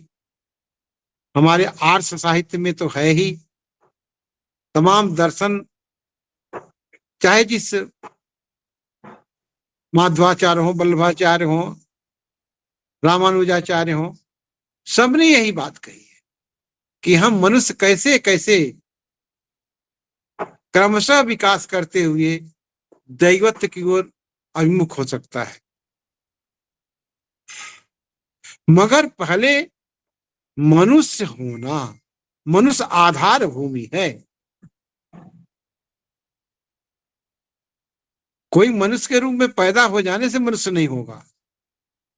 मनुष्य का आचरण करने के बाद वो ही मनुष्य होने का अधिकारी है। किसी बहुत बड़े पद पर प्रतिष्ठित होने के बाद भी वो मनुष्य है, यह प्रश्नवाचक चिन्ह है। किंतु वह कहीं नहीं है, कुछ भी नहीं है। और मनुष्य के लिए जो है आधारभूत, वो उसके अंतर्गत है, तो वह सर्वश्रेष्ठ है। वह दैवत्व, उसको दैवत्वोन्मुख है वो। अब बस आज के लिए इतना ही। प्रश्न तो आपका बड़ा व्यापक है और बहुत अच्छा है। धन्यवाद। बहुत बहुत धन्यवाद आचार्य जी। आपने वैसे जो श्रृंगार की अवधारणा जो स्पष्ट की है, बिल्कुल इस दृष्टि से यदि तमाम साहित्य की व्याख्या होती है, निश्चित रूप से मानव से महामानव की ओर की यात्रा से सब प्रेरित हो। और विशेषकर यद्यदाचरति श्रेष्ठता की वाणी से आपने जो अभी मेरे प्रश्न का जवाब जो दिया, निश्चित रूप से मैं श्रद्धापूर्वक नतमस्तक हूँ। और आपके व्याख्यान का आज निश्चित रूप से सभी को काफी फायदा मिला। और विशेषकर सनातन धर्म और लोक व्यवहार की जो दृष्टि आपने दी है, सनातन धर्म में जो लोक व्यवहार की दृष्टि है वो सबके लिए आचरणीय है। तो यहाँ सनातन एक आचरण का जो श्रेष्ठता का मूल है, तो उसकी ओर हमें उन्मुख किया है आपने। तो इसके लिए पुनः हम लोग आपके प्रति श्रद्धापूर्वक नतमस्तक हैं। और मैं सभी मित्रों से चाहता हूं कि आप अपने वीडियो ऑन कीजिए 1 मिनट के लिए। आचार्य जी के साथ हम अपना एक फोटो ले लें, आप भी ले सकते हैं सारे स्क्रीनशॉट। तो उसके बाद आज के इस व्याख्यान की समाप्ति की ओर हम बढ़ेंगे। आप भी अपने जो भी मोबाइल से जुड़े हैं, लैपटॉप से जुड़े हैं, स्क्रीनशॉट ले सकते हैं। हाँ, हमने सबसे आग्रह किया था जो भी जुड़ते हैं वे अपना परिचय भी चैट बॉक्स में देते जाएं। जिन्होंने नहीं दिया जरूर दीजिए। एक बार पुनः सर का, डॉक्टर सी जयशंकर बाबू सर का आभार व्यक्त करता हूँ। इसके साथ साथ आचार्य त्रिभुवननाथ शुक्ल महोदय का आभार व्यक्त करता हूँ। आज जो हमारा विषय है, विषय के अंतर्गत हमें बहुत कुछ जानने, सीखने, सुनने का अवसर प्राप्त हुआ है और यह महत्वपूर्ण वीडियो आप लोगों को भाषा प्रौद्योगिकी यूट्यूब चैनल पर कल तक प्राप्त हो जाएगी। चूंकि व्याख्यान अपने आप में बहुत ही महत्वपूर्ण है, इसमें कई विषयों पर आपको मार्गदर्शन प्राप्त हुआ है। मैं प्रयास करूंगा कि छोटे छोटे जो क्लिप्स हैं इसका मैं अलग से डालूं, ताकि जो छोटे छोटे विषय, जो प्रश्नों का उत्तर आचार्य जी ने दिया है वो हम तक पहुंचे। और चूंकि देखिए, आज हम लोग, जैसे सर ने बताया, अपने व्याख्यान के दौरान बताया कि जब हम लोग किसी प्रकार का यज्ञ अनुष्ठान करते हैं, चाहे वो धर्म का हो, चाहे किसी समारोह का अनुष्ठान हो, तो हम उसमें कहते हैं प्राणियों में सद्भावना हो, विश्व का कल्याण हो। तो कितनी अच्छी हम लोगों की वो सोच रही है। इस तरह के मंत्रों का जो जाप करते हैं, या इस तरह का जब हम लोग लास्ट में, जैसे विशेष रूप से जब मैं कहूँ, मैं बनारस का हूँ, वहां पे जब सुंदरकांड का पाठ होता है या रामचरितमानस का अखंड जब पाठ का समापन होता है, तो उसके बाद जो कथा पूजन होती है, उसके बाद जरूर इस तरह का उसमें आह्वान किया जाता है कि सभी प्राणियों में सद्भावना हो, विश्व का कल्याण हो। सभी लोग एक साथ उसका एक स्वर में उसका आह्वान करते हैं।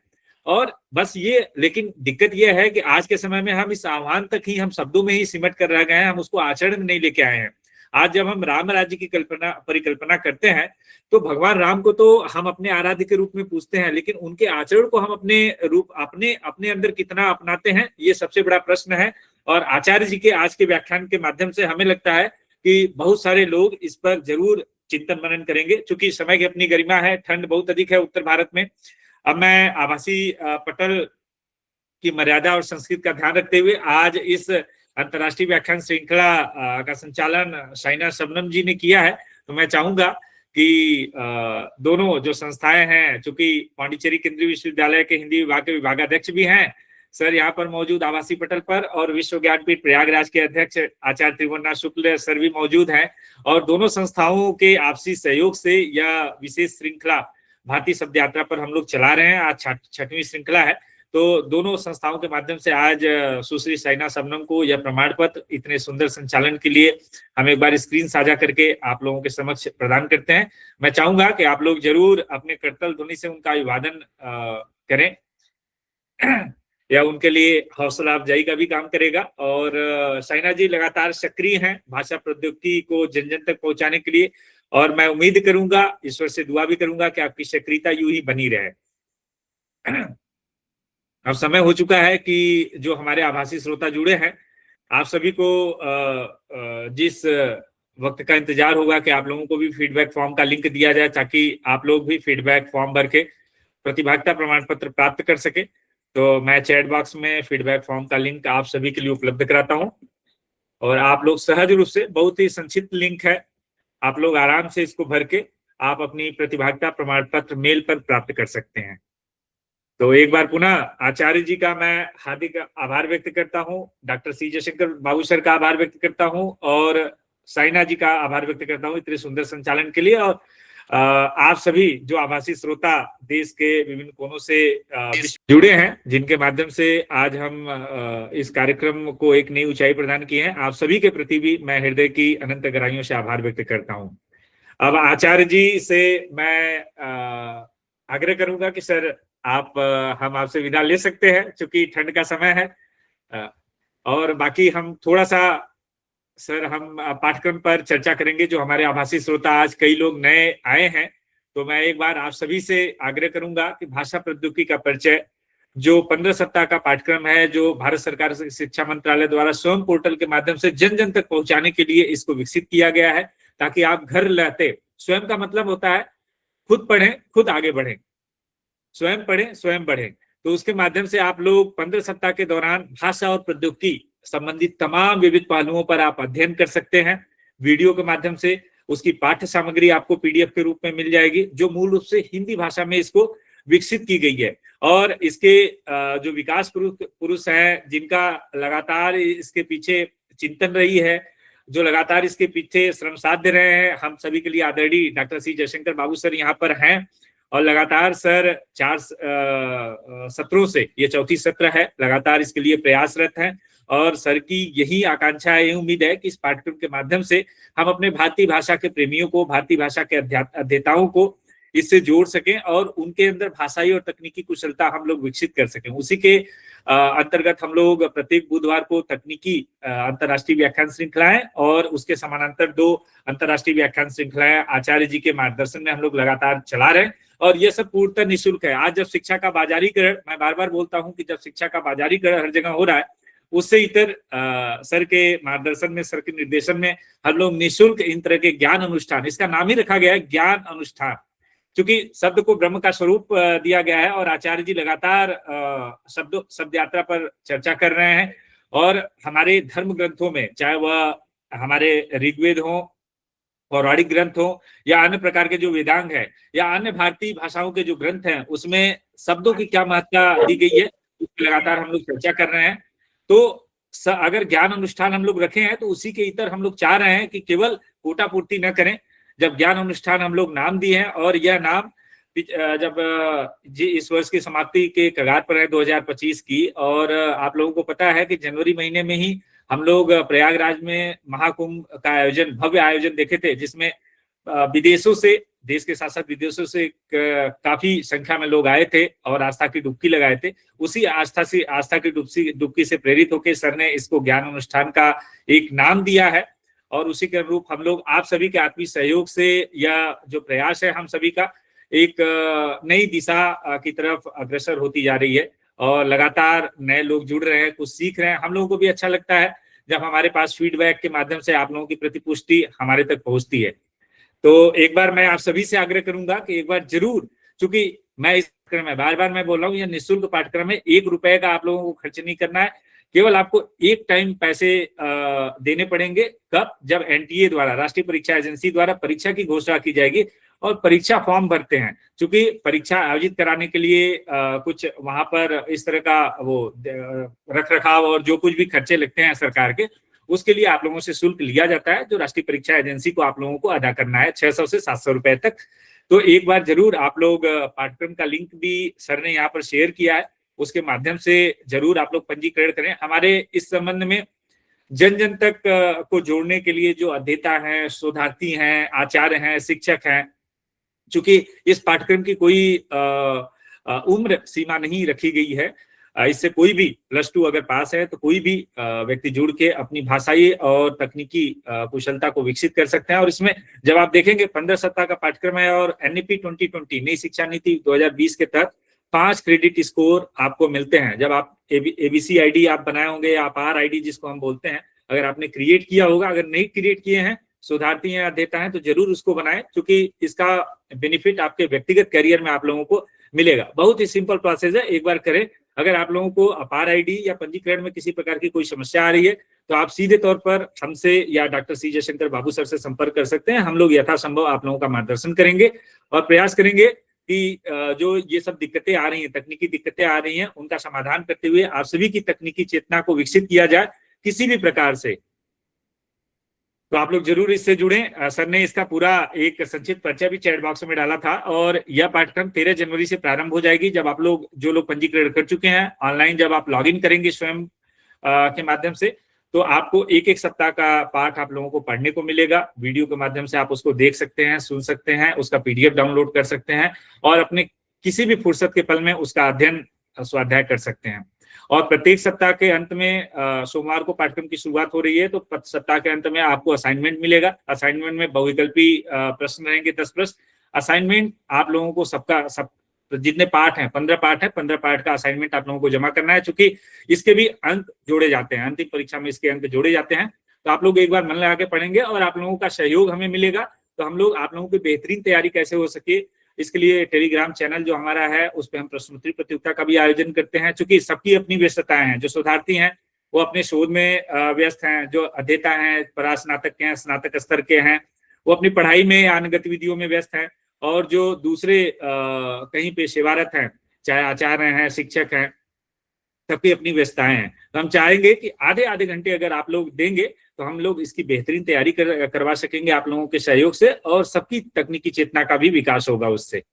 हम लोग लगातार यह करते हुए आ रहे हैं और इसका एक परिणाम अच्छा है कि अभी तक एक भी इसका अध्येता फेल नहीं हुए हैं। अभी तक सब लोग 65-70% अंकों के साथ इसको पास किए हैं। और जब आप लोगों के पास चूंकि एनटीए द्वारा यह प्रमाण पत्र एक जारी किया जाता है, इसका प्रमाण पत्र किस प्रकार का होता है, अगर आप लोगों ने स्वयं का कोई पाठ्यक्रम किया होगा तो आपको प्रमाण पत्र मिला होगा, नहीं किया है तो आप भाषा प्रौद्योगिकी यूट्यूब चैनल पर भी इस संबंध में हमने वीडियो बनाई है। चूंकि कई लोगों की जिज्ञासाएं रहती है, ठीक है आप बार बार बोल रहे हैं, हम तो जुड़ जा रहे हैं, लेकिन हमें प्रमाण पत्र कैसा मिलेगा, प्रमाण पत्र की उपयोगिता क्या होगी, इस तरह की तमाम जिज्ञासाएं रहती हैं। अब जैसे हम लोग इस पे 2 व्याख्यान आयोजित करवा चुके हैं बुधवारी राष्ट्रीय कार्यशाला के दौरान कि हिंदी माध्यम से रोजगार की जो संभावनाएं हैं, तो जब आप तकनीकी चेतना आप हिंदी भाषा के माध्यम से भाषा और तकनीकी कुशलता आप विकसित करेंगे तो आपको रोजगार की चिंता नहीं करनी पड़ेगी, रोजगार खुद आएगा आपके पास। तो एक कहावत है ना, खुदी को कर बुलंद इतना कि खुदा बंदे से पूछे बता तेरी रजा क्या है। तो इस प्रकार से आप लोगों को तैयार करना पड़ेगा, उससे आपकी तकनीकी चेतना विकसित होगी। इसके साथ साथ आपकी भारतीय भाषाएं, क्योंकि यह पाठ्यक्रम हिंदी में सृजित किया गया है, इसको विकसित किया गया है, तो कहीं ना कहीं जो मीडियम ऑफ इंस्ट्रक्शंस है, जो माध्यम है हमें जानने सीखने सुनने का, वो हिंदी है। लेकिन जो तकनीकी चेतना आप अपने अंदर विकसित करेंगे उसके माध्यम से अपनी मातृभाषा जो अन्य भारतीय भाषा है उसका आप विकास कर सकते हैं, उसको संवर्धित कर सकते हैं। किस प्रकार से वो तकनीकी कुशलता आप हासिल कर सकते हैं। तो मैं एक बार पुनः आग्रह करूंगा कि आप सभी लोग जरूर इसमें पंजीकरण करें। पंजीकरण में किसी को कोई समस्या है तो आप लाइव आकर हमें बताएं। क्योंकि जो मूक पाठ्यक्रम है, मूक पाठ्यक्रम के 4 स्टेप बताए गए हैं, उसमें चर्चा पर चर्चा का एक बहुत महत्वपूर्ण सत्र है और उसी चर्चा पर चर्चा के अनुरूप हम लोग इन तमाम कार्यशालाओं व्याख्यान श्रृंखलाओं को आयोजित कर रहे हैं, ताकि आप व्याख्यान श्रृंखलाओं के माध्यम से अपने ज्ञान को अर्जित करते रहें। उसके साथ साथ जो तकनीकी समस्या या इस तरह की समस्या आती हैं आप उनको भी आके हमें लाइव बताएं, ताकि हम लोग लाइव ही आप लोगों का मार्गदर्शन कर सकें। और जब आप अपने प्रश्न को रखेंगे तो हम उसी के अनुरूप आप लोगों का मार्गदर्शन करेंगे। और किसी की कोई समस्या है इस संबंध में, पंजीकरण से संबंधित या अन्य इस गतिविधि से, तो आप लोगों का स्वागत है, आप अपने प्रश्न को रख सकते हैं। बाबू सर अभी भी हैं, बाबू सर आप लोगों का यथासंभव मार्गदर्शन करेंगे। संकोच न करें, यह पटल आप लोगों का है, आप सभी के आत्मीय सहयोग से इसको चलाया जा रहा है, तो इसका सदुपयोग करें। आपकी कोई चिंता जिज्ञासा है तो आप लाइव आकर बोलें, एक अच्छा मौका मिलता है। अध्येता शोधार्थी उनको एक झिझक रहती है, मैं भी जब पढ़ाई करता था तो एक झिझक रहती है, किसी के सामने 4 लोगों के सामने भौतिक रूप से हमें बोलना रहता है, तो जो कुछ याद किए रहते हैं वो अचानक से भूल जाते हैं, वॉश आउट हो जाता है। तो ऐसे में थोड़ा थोड़ा अभ्यास करते हुए, practice makes a man perfect कहावत है, करत करत अभ्यास के वो भी आपको पता होगा। तो इसी बहाने थोड़ा थोड़ा आप लोग बोलते रहेंगे। हम लोग लगातार निवेदन भी करते हैं कि जो लोग संचालन करने में रुचि रखते हैं या इस तरह के विषय जो हमारी तकनीकी संबंधी विषय है उसमें विशेषज्ञता रखते हैं, तो आप सभी का स्वागत है। आप अपने व्याख्यान को दें, व्याख्यान के माध्यम से जो हमारे आभासी श्रोता हैं, क्योंकि यह एक ऐसा मंच है, इससे केवल भारत के विभिन्न प्रांतों से ही नहीं अपितु विश्व के अनेक देशों से लोग जुड़ते हैं। सांद्रा जी दक्षिण अमेरिका सुरीनाम से जुड़ी हुई हैं, लगातार इस पटल की सक्रिय एक अध्येता हैं, लगातार हमसे जुड़ती रहती हैं। कभी कभार हुआ होगा कि वह कभी किसी कार्यक्रम से भूलवश या किसी व्यस्तता के कारण नहीं जुड़ी हो।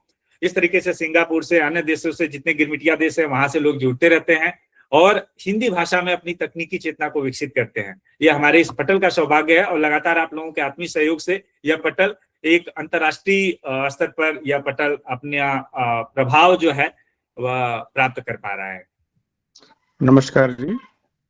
जी नमस्कार सर। नमस्कार जी, सभी को नमस्कार। मेरा नाम सुब्रमण्यम है, शोध छात्र हूँ मैं विशाखापट्टनम आंध्रा यूनिवर्सिटी से। मैंने इस कार्यक्रम में रजिस्ट्रेशन करवा लिया था पोर्टल के द्वारा, आपने जो दिया था पिछले 20 या 25 दिन पहले, लेकिन मैं उसका ईमेल सुरक्षित नहीं कर पाया जो आप जुड़ चुके हैं करके, मैंने आपको नहीं भेज पाया। इस बारे में कुछ बताइए सर। सर अगर कोई बात नहीं, अगर आप मेल आया होगा तो आपके इनबॉक्स में होगी जरूर। नहीं, वो डिलीट हो गया सर, वो डिलीट हो गया। आपने कहा था उसको फिर से भेजिए करके, मेरा कंप्लीट। अगर डिलीट हो चुका है तो कोई दिक्कत नहीं। मेरी जिज्ञासा इसलिए रहती है कि एक बार कंफर्मेशन आपको मिल जाएगा तो आप भी मतलब एक कंफर्म हो जाएंगे कि हाँ आप इस पाठ्यक्रम से जुड़ चुके हैं। कंफर्मेशन का यही मतलब होता है कि हाँ आपके दिमाग में किसी प्रकार का शंका संदेह नहीं रहेगा। जी मेरा तो पूरा हो गया सब, पिछले 22 से 25 दिन पहले मैंने कंप्लीट कर लिया था, लेकिन उसका फीडबैक मैं हुआ है करके नहीं रख पाया था। तो कोई बात नहीं सर, एक बार आप जी प्रयास करें, आप स्वयं पोर्टल पे एक बार लॉगिन करें, अपना यूजर आईडी पासवर्ड जो भी आपने बनाया था उसके माध्यम से जी लॉगिन करें, और लॉगिन करके जी एक बार उसको क्रॉस वेरीफाई कर लें, बस कोई दिक्कत नहीं है, आप जुड़ जाएंगे। बिल्कुल बिल्कुल, थैंक यू सर, जी, बहुत बहुत अगर शुक्रिया। अगर नहीं हो रहा है तो आप हमें बताइएगा, हम आपका सहयोग करेंगे, जो भी आवश्यक सहयोग रहेगा।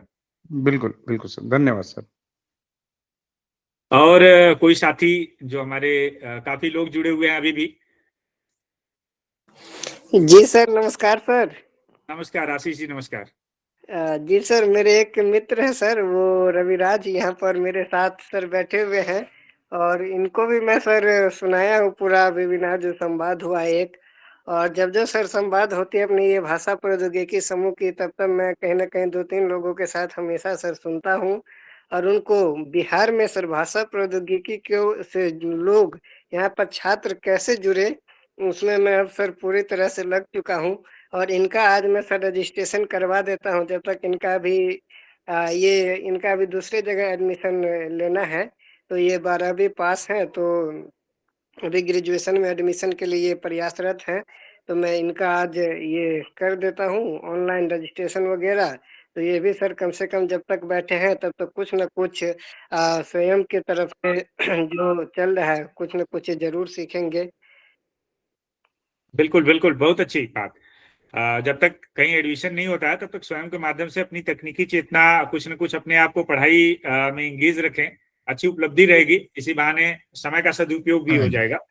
और इस तरीके से, अगर आप इस तरीके से, जैसे आप चाह रहे हैं कि बिहार में अधिक से अधिक युवाओं को जोड़ा जाए इस पाठ्यक्रम के माध्यम से, ताकि वो अपनी कुशलता को विकसित कर सकें, तो इस तरीके से अगर कोई आयोजन आप करते हैं और वहां पे इस तरह का व्याख्यान की संभावना है, तो आप बताएं। हम इस तरीके से व्याख्यान के माध्यम से, 15-20 मिनट के व्याख्यान के माध्यम से, एक प्रस्तुतिकरण के माध्यम से भी लोगों को बता सकेंगे कि हाँ, तरह तरह के जो उनकी जिज्ञासाएं रहती हैं, पाठ्यक्रम हम क्यों, सबसे पहले पहला प्रश्न जो होता है कि हम इस पाठ्यक्रम को ही क्यों ज्वाइन करें।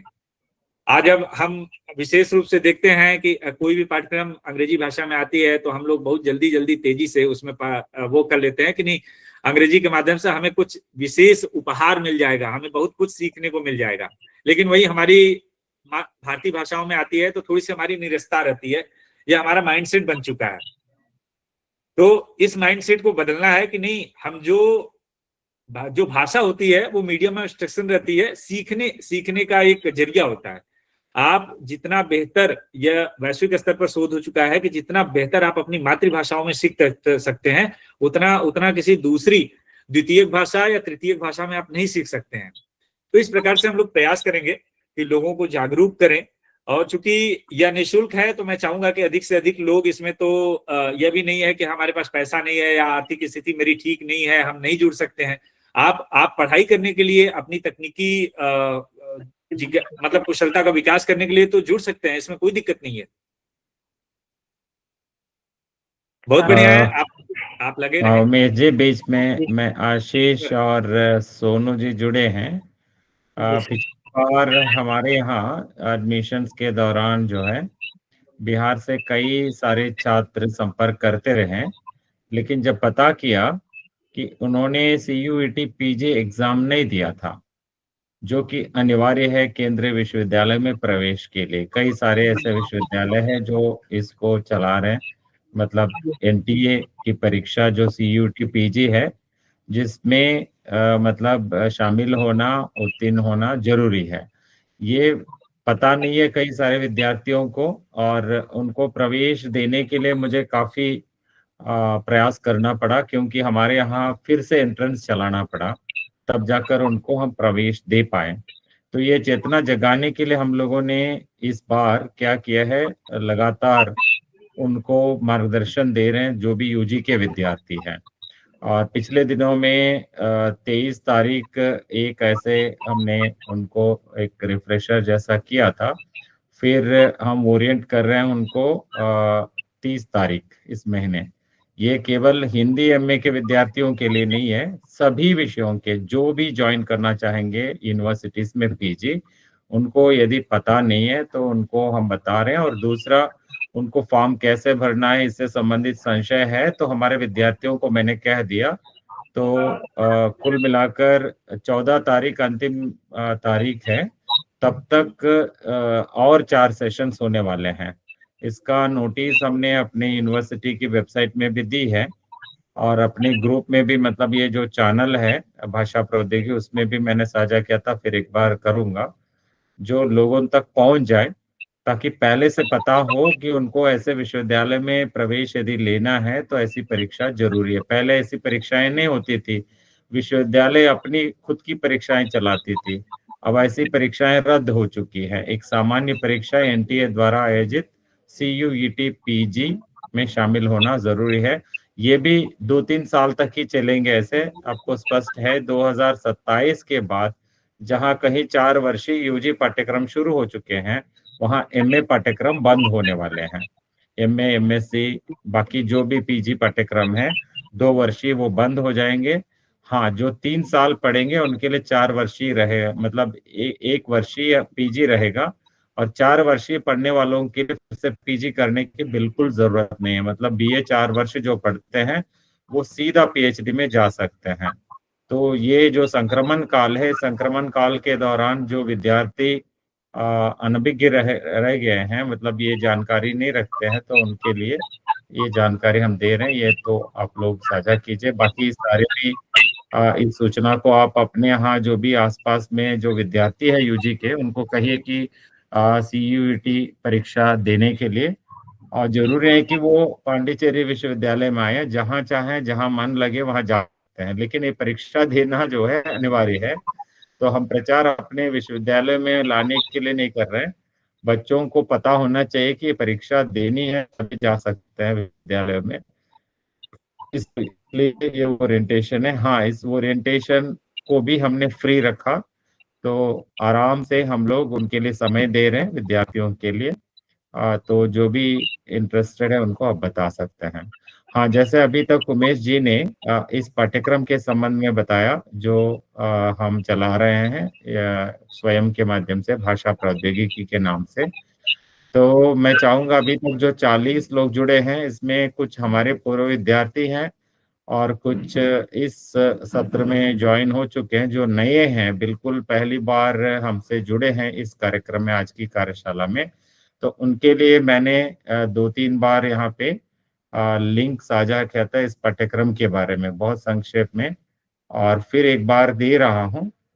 तो आप जो भी मतलब इसमें जुड़ना चाहते हैं, चूंकि यहाँ बहुत स्पष्ट कर दिया गया, ये पाठ्यक्रम पूर्णतः निःशुल्क है और भारत सरकार के शिक्षा मंत्रालय के पोर्टल जो है, स्वयं के नाम से जो पोर्टल है, आपको पता है हम परंपरागत रूप से विश्वविद्यालयों, कॉलेजों में जाकर पढ़ाई करते थे, फिर डिस्टेंस एजुकेशन या ओपन यूनिवर्सिटीज के माध्यम से शिक्षा की प्रणाली चलती रही।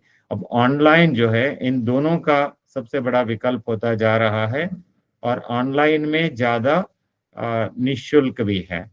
हाँ, आप जो लिंक ओपन नहीं बता रहे हैं, ओपन नहीं हो रहा है बता रहे हैं रघुनाथ पवार जी, ये लिंक डायरेक्टली यदि ओपन नहीं हो रहा है, बहुत छोटा है, देखिए t.ly/, राइट, वहां पे दिख रहा है आपको।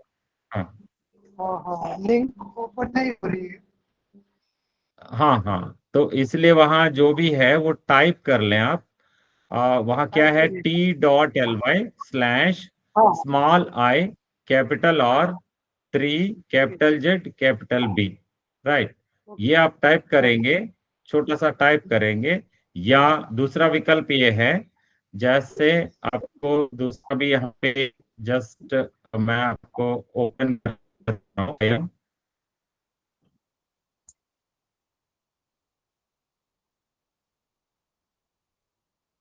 दोस्तों देखिए, यहाँ पे सर्च इंजन में डाला गया स्वयं, ठीक है, क्लिक करते ही के सामने स्वयं सेंट्रल दिख रहा है, उस पर क्लिक कीजिए आप।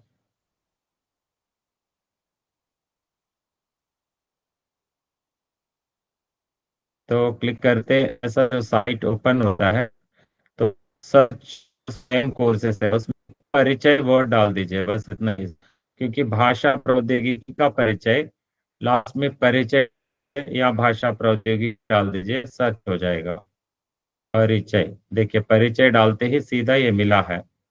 तो भाषा प्रौद्योगिकी का परिचय, उस पर क्लिक कीजिए। तो से वो पेज खुल जाएगा ऑनलाइन कोर्सेस का स्वयं पर जो पेज है।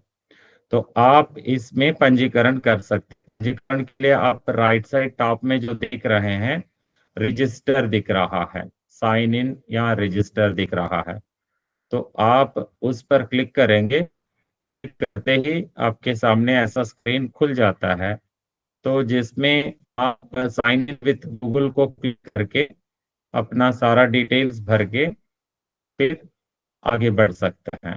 ठीक है, लेफ्ट साइड में आपको विकल्प है साइन इन विथ गूगल, तो उसको क्लिक कर दीजिए, फिर इंफॉर्मेशन भर दीजिए। ठीक है, तो हो जाता है। यहाँ नीचे जो है don't have account sign up now, वैसे भी आप कर सकते हैं।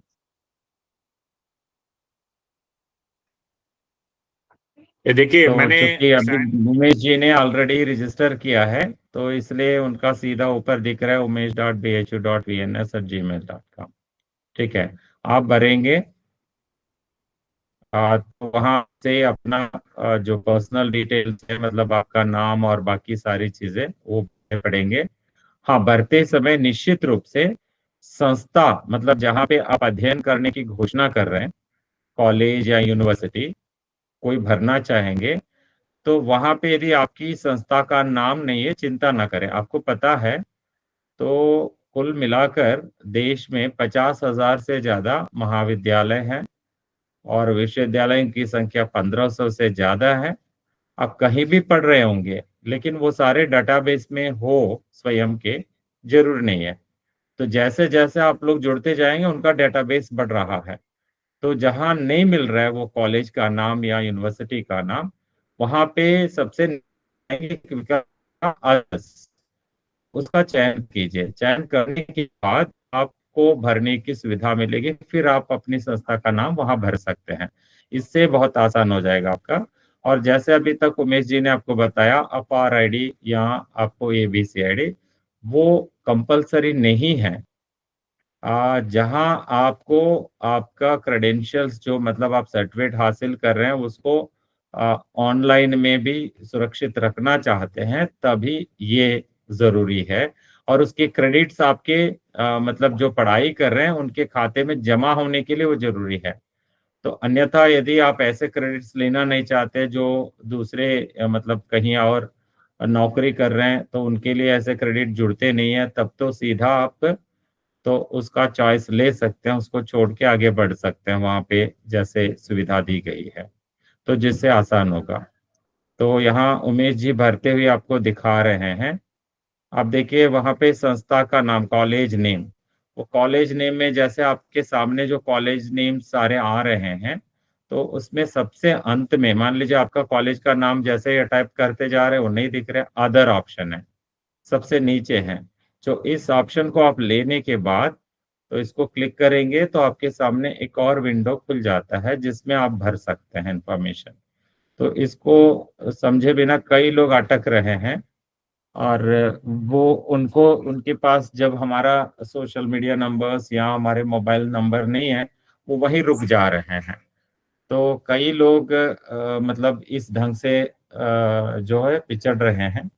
तो बहुत आसान है, जब आपके सामने सूची है स्क्रॉल करेंगे सबसे नीचे जाएंगे, अदर ऑप्शन आता है, उस ऑप्शन के माध्यम से आप लोग इसको आराम से कर सकते हैं। ठीक है, और कोई डाउट्स है तो पूछ सकते हैं। ये जो प्रक्रिया अभी बहुत आसान है इसमें भरना। कोई ऐसे भरने में फेल हो गए हैं और कोई संशय है पूछ सकते हैं।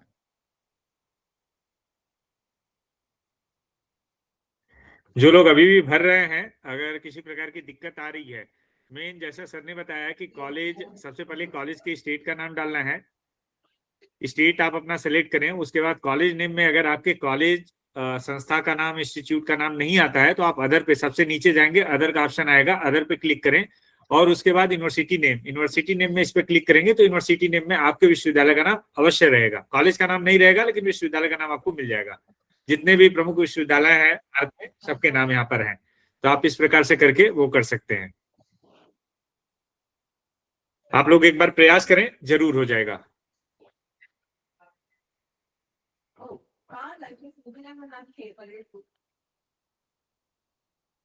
जी, अभी भी किसी की कोई जिज्ञासा है, कोई समस्या है तो आप लाइव आकर बता सकते हैं, हमें अवगत करा सकते हैं। अन्यथा कार्यक्रम को हम यहीं पर विराम देंगे और फिर अगले बुधवार को अर्थात 31 तारीख को इस साल की अंतिम कार्यशाला हमारी 57वीं अंतर्राष्ट्रीय कार्यशाला होगी। उसका विषय सोमवार तक आप लोगों को पता चल जाएगा। एक महत्वपूर्ण विषय पर हम लोग आयोजित करेंगे।